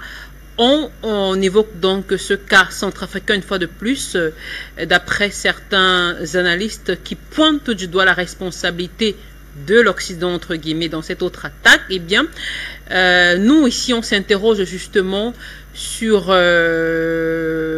la personne justement ou le pays à qui profiteraient justement ces multiples attentats finalement qui se multiplient, voilà, contre la République centrafricaine et précisément cette fois-ci contre la maison Russa Bangui. Qu'est-ce que vous en pensez, Gamal Abina? Ben, j'en pense que déjà il y avait une tentative d'assassinat de Touadéra qui n'a pas abouti, que les Russes sont à la manœuvre évidemment, qu'ils ont pacifié le pays, quasiment 90% du pays est repris par l'Attaque, et surtout que lorsqu'on va attaquer un homme qui n'est pas un représentant officiel, c'est un homme qui s'occupait de la maison russe, donc c'est le fameux soft power que les Russes installaient en Centrafrique et dans le reste de l'Afrique, pour pousser les Centrafricains à s'intéresser à la culture et à la langue russe. Donc c'est surtout, l'objectif était de frapper d'abord un homme qui pouvait être atteignable, puisque c'est pas une représentation diplomatique, et surtout de frapper symboliquement l'idée que la Russie pouvait étendre son influence culturelle cette fois-ci sur l'Afrique sur la Centrafrique, après avoir été extrêmement présente par rapport à la cessation des hostilités dans le pays qui partait, je le rappelle tout de même, en guerre civile entre les Balaka, anti-Balaka, c'est des cas, ça va très loin. Et la question des musulmans et des chrétiens a été mise en exergue, la question ethnique, bref, ça préparait une guerre civile assez atroce, qui n'a pas abouti, puisque fort heureusement, le gouvernement a repris les choses en main avec le concours de la Russie. Donc lorsqu'on va frapper un homme qui est surtout le chantre culturel, c'est quelqu'un qui voulait installer un aspect culturel russe dans la région pour montrer que les Russes sont en mesure de pouvoir partager autre chose que de simples armes, eh bien on le frappe pour des raisons symboliques. Après, évidemment, à qui profite le crime? Alors, j'allais dire qu'aujourd'hui, tuer du Russe, on l'a vu avec l'assassinat de Daria Dugin, tuer des gens qui ont une posture politique engagée, c'est tuer des symboles, mais pas seulement, c'est tuer des intellectuels, c'est tuer des gens qui peuvent être, je parlais de soft power, des porte-voix de la Russie autrement que par la guerre, et c'est tuer surtout des influences, parce que la pensée, la guerre ne reste pas évidemment, mais les pensées restent. Donc là, en l'occurrence, quand on frappe cet homme, c'est pour montrer deux choses. La première, c'est qu'on va toucher le caractère culturel et le soft power russe, et la seconde, c'est pour dire que de toute façon, vous êtes en guerre, on portera aussi là où vous êtes la guerre. Donc c'est une sorte de guerre tous azimuts un peu partout. On voit bien au niveau de la question médiatique en Europe, par exemple, où ils ont fait interdire RT France. L'offensive continue puisque les RT européens en général, le groupe de la télévision publique russe, vont être à nouveau frappés par une série de sanctions. Cette fois-ci, on veut toucher le porte-monnaie. Là encore, ce n'est pas anodin. Si on empêche la parole de s'exprimer dans les médias comme Sputnik et RT, c'est pas parce qu'il y a des attentats, c'est parce que c'est une perspective autre que celle des médias dominants occidentaux qui veulent montrer que les Russes sont les méchants, les Ukrainiens les gentils et que les Américains sont les héros. Donc là, quand on va frapper cet homme, c'est clairement une question de guerre de propagande, on est sur la propagande, pour empêcher les Russes de s'exprimer, d'avoir peut-être peur et de les faire reculer. C'est de l'intimidation, c'est de bonne loi, on est en période de guerre froide à nouveau, donc clairement ce genre d'opération qu'on avait déjà vu à l'époque ne surprend personne. Et effectivement, à qui profite le crime pour répondre à votre question? Au bloc occidental qui est anti-russe. C'est eux qui sont à la manœuvre. Il n'y a pas, dans le monde, personne n'en veut russe, si ce n'est peut-être les Ukrainiens et les Occidentaux. Suite à l'explosion donc de ce colis piégé qui a, on l'a dit, grièvement blessé le chef de la maison russe dans la capitale centrafricaine Bangui. Bangui a décrié une vaste campagne de déstabilisation qui est accompagnée d'attaques sporadiques et criminelles. Justement, quand on parle de crime, selon vous, dans le cas justement de ce colis piégé précisément, quel peut en être le réel mobile? Le mobile, il est simple, c'est de montrer qu'on peut frapper où on veut quand on veut. Ils ont quand même frappé dans la capitale. Ensuite, c'est aussi une action terroriste. N'oublions pas que c'est quand même une bombe qui a explosé dans les mains d'un homme qui aujourd'hui est en train d'éviter la mort. N'oublions pas aussi l'état dans lequel il est. Actuellement, on est en train de faire en sorte qu'il ne meure pas issu de ses blessures. Mais l'objectif, c'est de dire qu'on peut vous frapper où on veut quand on veut et que votre positionnement russe d'influence culturelle cette fois-ci et pas seulement d'influence militaire, on va aussi le mettre à mal. Donc c'est pour démontrer que effectivement, s'il y a une perte d'influence, parce qu'il faut pas oublier que Bangui c'est quand même sous zone d'influence francophone au départ, eh bien faut pas oublier que, enfin je parle de la Centrafrique, c'est un pays martyr d'ailleurs, n'oublions jamais que la Centrafrique a payé un lourd tribut à la décolonisation et l'après-décolonisation, les guerres ont été multipliées, où on a divisé le pays dans plusieurs fractions, c'est pas le vrai pays d'origine la Centrafrique.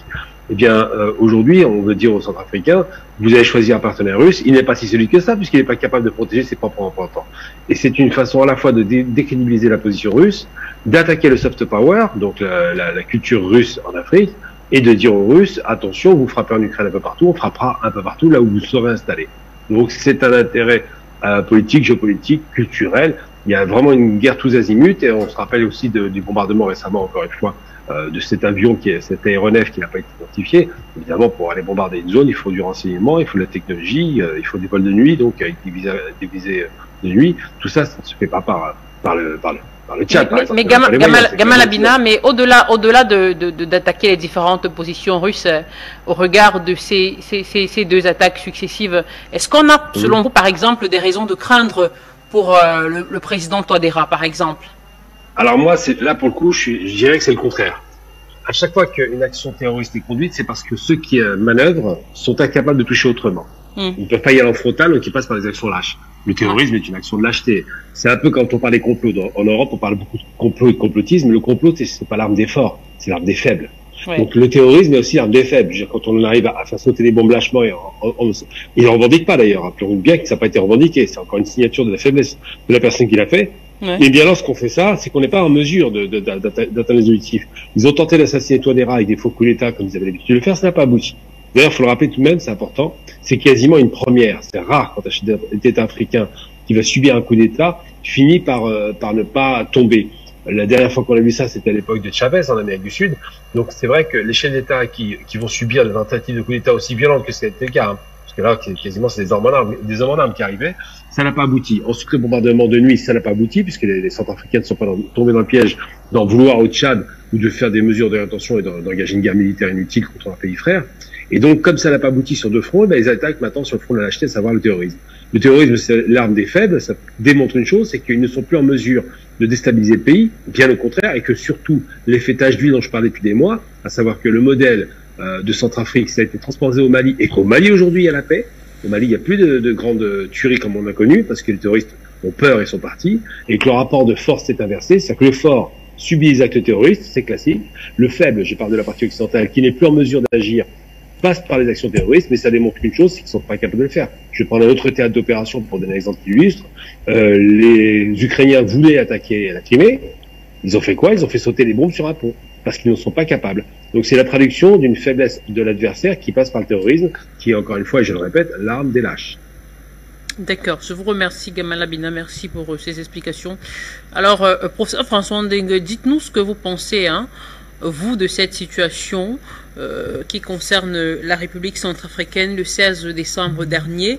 Eh bien, un colis piégé a explosé entre les mains du directeur de la maison russe à Bangui, Dimitri Serti, qui par la suite a été hospitalisé dans un état grave, même si par la suite l'ambassadeur de la Russie a fait savoir que son pronostic vital n'était pas engagé.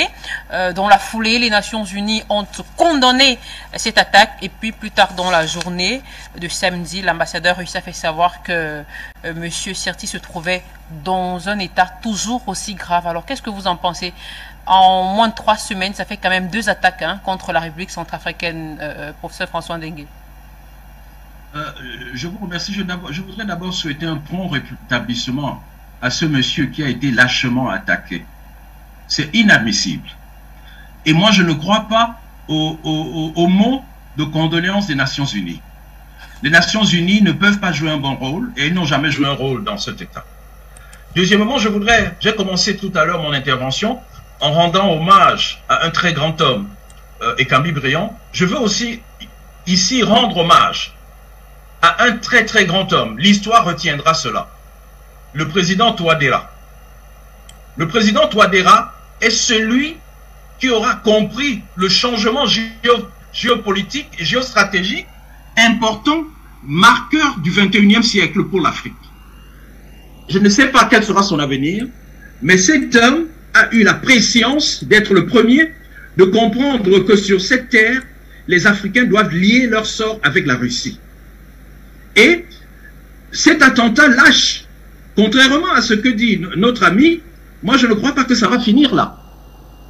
Nous sommes en face, nous avons en face de nous cette coalition de l'OTAN. Je vous ai dit, et quand je dis cela, encore une fois, c'est pas pour insulter, et je peux démontrer tout ce que je dis, et l'histoire le démontre. L'OTAN est l'organisation criminelle, la plus grande organisation criminelle de l'histoire. Et par exemple, une des raisons pour lesquelles, je vous ai dit que j'avais des tas de raisons pour lesquelles les dirigeants africains n'auraient pas dû aller s'asseoir à Washington. Vous savez que c'est l'OTAN qui a détruit la Libye. Et jusqu'à aujourd'hui, les États africains n'ont jamais fait le point. Le Parlement anglais même, le Parlement anglais a écrit un rapport là-dedans où il met en cause même l'OTAN. Le Parlement anglais, quel est le Parlement d'Afrique qui a pondu un rapport sur l'intervention de l'OTAN en Libye? L'OTAN est criminelle et ses méthodes sont criminelles. Et à cela, il faut ajouter la CIA. C'est pour cela que je vous dis, moi j'ai très peur, et les dirigeants africains, et surtout de l'Afrique centrale, la campagne de sabotage, la campagne de criminels à laquelle X vont s'exposer, c'est pas de l'amusement, c'est pas les petits trucs que les Français faisaient. Il y aura de grands moyens pour déstabiliser toute cette région. Et les Africains n'auront que leurs yeux pour pleurer parce que les Africains n'ont pas su s'unir. Qu'est-ce que ça veut dire ces petites histoires? Cameroun, Congo, tout ça doit faire un seul pays, et un seul pays solide avec une armée. Et vous avez des jeunes, vous avez la capacité de faire face à toute attaque. Mais si chacun veut garder son soi, oh, même les frontières, oh, le Cameroun n'entrez pas ici, les Congolais n'entrez pas ici, vous serez déstabilisés et on va vous cueillir. Vous êtes chef d'État. Vous avez, je dis toujours, vous pouvez vous déclarer empereur. Il y a des règles de la politique, de l'économie et de la géopolitique qui ne trompent pas. Si les États-Unis veulent déstabiliser le Cameroun aujourd'hui, ils le réussiront. Si on veut tuer le président Touadéra, ils le tueront. Mais nous n'avons pour nous justement, professeur François Ndenge, justement, dans le cadre de cet attentat, est-ce que vous, en particulier, est-ce que vous pointez peut-être le doigt accusateur sur une personne en particulier ou sur un pays, parce que on sait que d'après le déroulement des faits, le chef de la Maison Russe c'est un centre culturel à Bangui justement, il a reçu un colis anonyme et l'a ouvert, et par la suite le colis a explosé entre ses mains. Alors selon vous, est-ce que on sait que par la suite certains analystes ont directement pointé du doigt la responsabilité de la France par exemple, vous, est-ce que vous pensez que cette responsabilité incombe à un pays qui serait peut-être partenaire de la République centrafricaine, puisque vous évoquez le cas du président Touadéra, de ce qu'il a fait notamment? Moi, je dis que le président Touadéra, c'est un grand homme et il restera dans le grand homme. Même ce qui se passe au Mali aujourd'hui ou au Burkina, c'est le président Touadéra a été le premier à voir clair. J'espère que beaucoup d'autres verront plus clair. Sur la responsabilité, il faut voir l'origine. Je crois, parce que je suis très loin des douaniers du continent, je voulais savoir, on nous dit que le colis a été expédié de Lomé. Est-ce que c'est bien ça? Que le colis a été comment? Expédié de Lomé au Togo. Est-ce que c'est ça? Bon, les informations sur l'expédition ne sont pas encore claires. Tout ce qu'on sait, c'est qu'il a reçu un colis anonyme qu'il a ouvert et qui a par la suite explosé. Je n'hésite pas, parce que deuxième information que j'ai reçue, à vous de vérifier, vous êtes des journalistes, celui qui a revendiqué a dit, la Russie doit quitter l'Afrique. Et c'est pas un Africain qui va dire la Russie doit quitter l'Afrique. Un Africain ne peut pas parler comme ça. Donc moi j'attribue cet attentat à l'OTAN et à la nébuleuse de l'OTAN, qui est de ceux qui veulent maintenir, ceux qui ont été les esclavagistes, ceux qui ont été les colonialistes, ceux qui sont les néo-esclavagistes et qui veulent maintenir leur mainmise et qui croient que l'Afrique leur appartient. La Russie sur cette terre est l'allié naturel de l'Afrique. Et permettez-moi de rappeler 3 dates. On connaît par exemple déjà tout ce que la Russie a fait pour la lutte de l'indépendance. Ça, je ne reviens pas dessus. C'est un fait, comme disait Awa Dombelo, le CV de la Russie parle en faveur de la Russie. Parce que les gens disent, oh, ce sont des pré-Poutine, on accuse par exemple votre chaîne, ils sont payés par les Russes, on accuse la pauvre madame, la Camerounaise, j'oublie son nom, excusez-moi, votre consoeur, la Camerounaise, qui parle sur YouTube, qu'on a interdit d'entrer en France. J'ai un trou de mémoire tout d'un coup. Nathalie Yam, pardon, excusez-moi. On les accuse, ils sont payés par... La Russie n'a pas besoin de propagande. Et d'ailleurs, je vois que les Russes ne savent pas faire la propagande. Donc je vous disais que la Russie, quand la Russie se mettait aux côtés des Africains contre les colonialistes, les États-Unis supportaient les colonialistes. Alors que les États-Unis, qui sont une colonie, auraient pu avoir une sympathie pour les Africains. Mais par solidarité de race, parce qu'il ne faut pas oublier l'histoire de race. Et c'est en ça que les Russes sont encore très importants. Les Russes ne font pas jouer le racisme. Par solidarité, les États-Unis se sont mis du côté des colonialistes et ils se sont même mis du côté de l'apartheid. Mais je remonte un peu plus haut. Quand nous sommes allés à la conférence de Berlin, la Russie impériale y était. Elle a participé aux travaux. Mais quand on a voulu coloniser, découper le gâteau, la Russie a dit non, moi je ne participe pas à cela. Mais ça parle en fonction du CV. La Russie a refusé. Et je vais vous donner un troisième fait que peu de gens connaissent. Savez-vous qu'il y a eu une colonie russe créée en Afrique?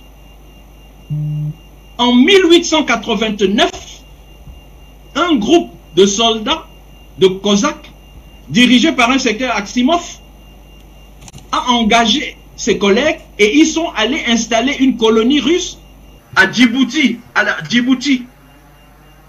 Et cela se faisait sans l'accord du gouvernement russe. Et quand le gouvernement russe a entendu parler de cela, les Français qui étaient donc à Djibouti sont venus informer l'ambassadeur de Russie à Paris. L'ambassadeur a fait son mot à Moscou. Et est-ce que vous connaissez le verdict que le tsar a donné? Le tsar a autorisé l'armée française à bombarder les Russes qui avaient créé cette colonie. Cette colonie n'a pas duré 3 semaines.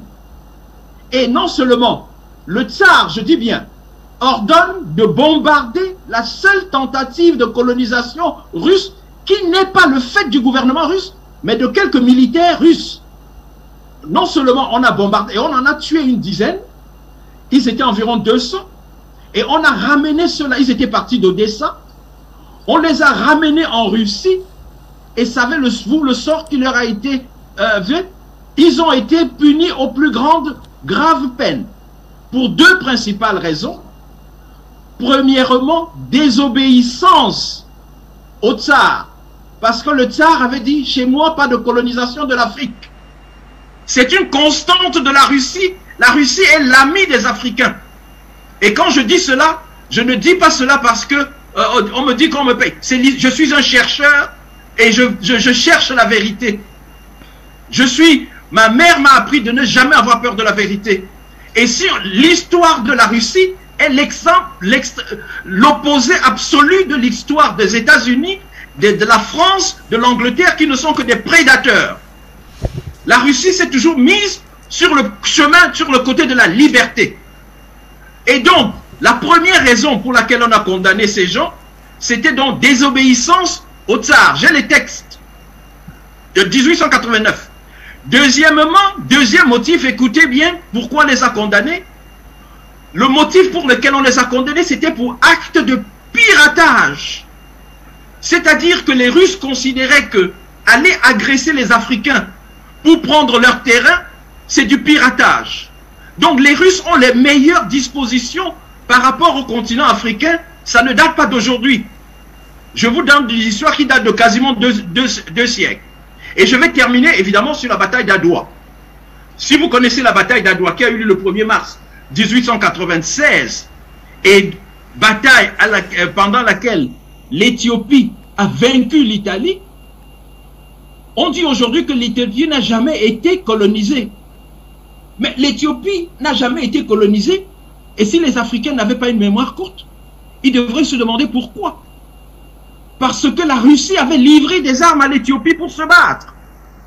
La Russie pouvait dire, moi je suis un État européen, par solidarité de race, par solidarité d'Europe, je me range du côté italien. Mais les Russes ont un sens de la justice qui est pointu. Et ils ont un sens de l'indépendance qui est pointu et du patriotisme. Les Russes ont dit, non monsieur l'Italie, nous ne pouvons pas accepter que vous méprisez les autres. Et donc, les Russes ont livré les armes et ils ne se sont pas arrêtés à livrer des armes. Des militaires russes étaient sur le terrain et se battaient dans l'armée éthiopienne. Vous comprenez? Donc la Russie, quand les gens commencent à dire les histoires de la Russie, comme si ça commençait en 1960, ou même, la Russie a une grande amitié, une longue histoire d'amitié avec l'Afrique.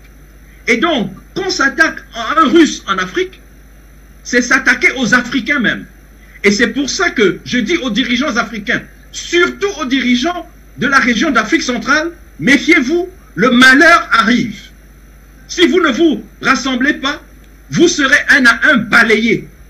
Vous serez un à un balayé et on continuera l'esclavage de vos concitoyens.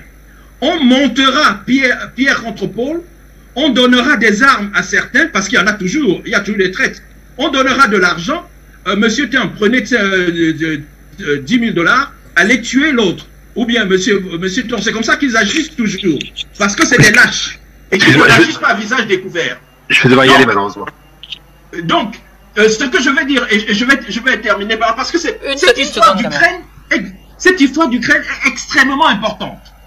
C'est vraiment, il faudra bien expliquer. Moi, je dis que désormais, on doit enseigner la géopolitique dans tous les villages, à l'école primaire. Tout le monde, tous les Africains doivent se mettre à la géopolitique. De la même façon qu'on doit enseigner le panafricanisme partout. Parce que c'est là notre planche de salut.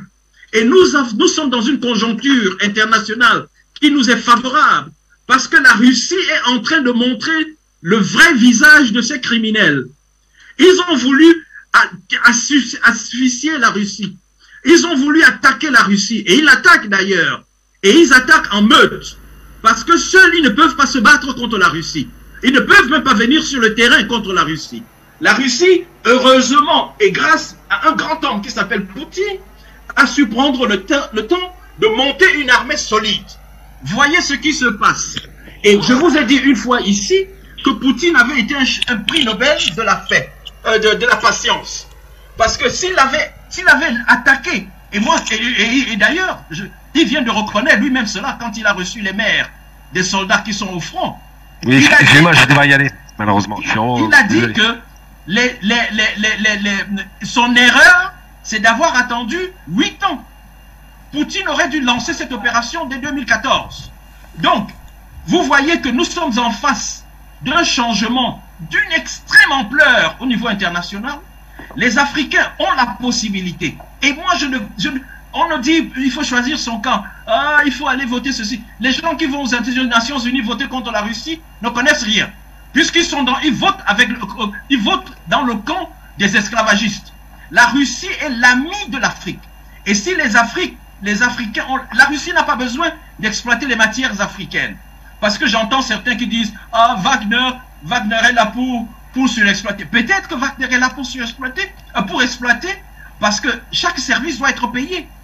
Et si des gens agissent, puisqu'on a lié ces pays, ils n'ont pas la possibilité d'émission monétaire. Ce qui leur reste comme richesse, c'est les ressources. Il faut bien s'entendre pour trouver un moyen de payer pour un service rendu. Mais ceci ne doit pas nous faire oublier l'essentiel. L'essentiel, c'est qu'aujourd'hui, puisque la Russie a affronté à visage ouvert des criminels qui agissaient de façon cachée, la Russie nous donne la possibilité en Afrique, en nous alliant avec elle, en nous mettant de son côté, de montrer que nous avons choisi le bon chemin. Et au début de cette guerre, quand le président Poutine a fait entrer l'armée russe en Ukraine, j'ai vu une vidéo d'un groupe de soldats centrafricains qui avaient dit qu'ils étaient prêts à aller se battre et qui avaient des drapeaux russes. J'ai sauté de joie parce que c'est comme ça que les Africains doivent réagir. Il est temps de payer notre dette vis-à-vis de la Russie. Si la Russie n'était pas là, je ne suis pas sûr qu'aujourd'hui nous serions indépendants. Si la Russie n'était pas là, je ne suis pas sûr que nous aurions mis fin à l'apartheid. Parce que, si vous le savez, vous savez que l'ANC était... D'accord, merci. François Ndenge, merci beaucoup pour toutes vos explications. On est malheureusement arrivé au terme de cette édition. Merci infiniment, Gamal Abina. Merci pour tous vos éclairages et vos explications. Merci à vous, fidèles téléspectateurs, de nous avoir suivis de bout en bout. On va certainement revenir dans la prochaine édition sur ce sujet. Concernant la crise ukrainienne, tout à l'heure on avait en direct de Donetsk, donc Adrien Boquet, journaliste donc de guerre, grand reporter qui était sur le terrain, qui nous a fait le point sur la situation.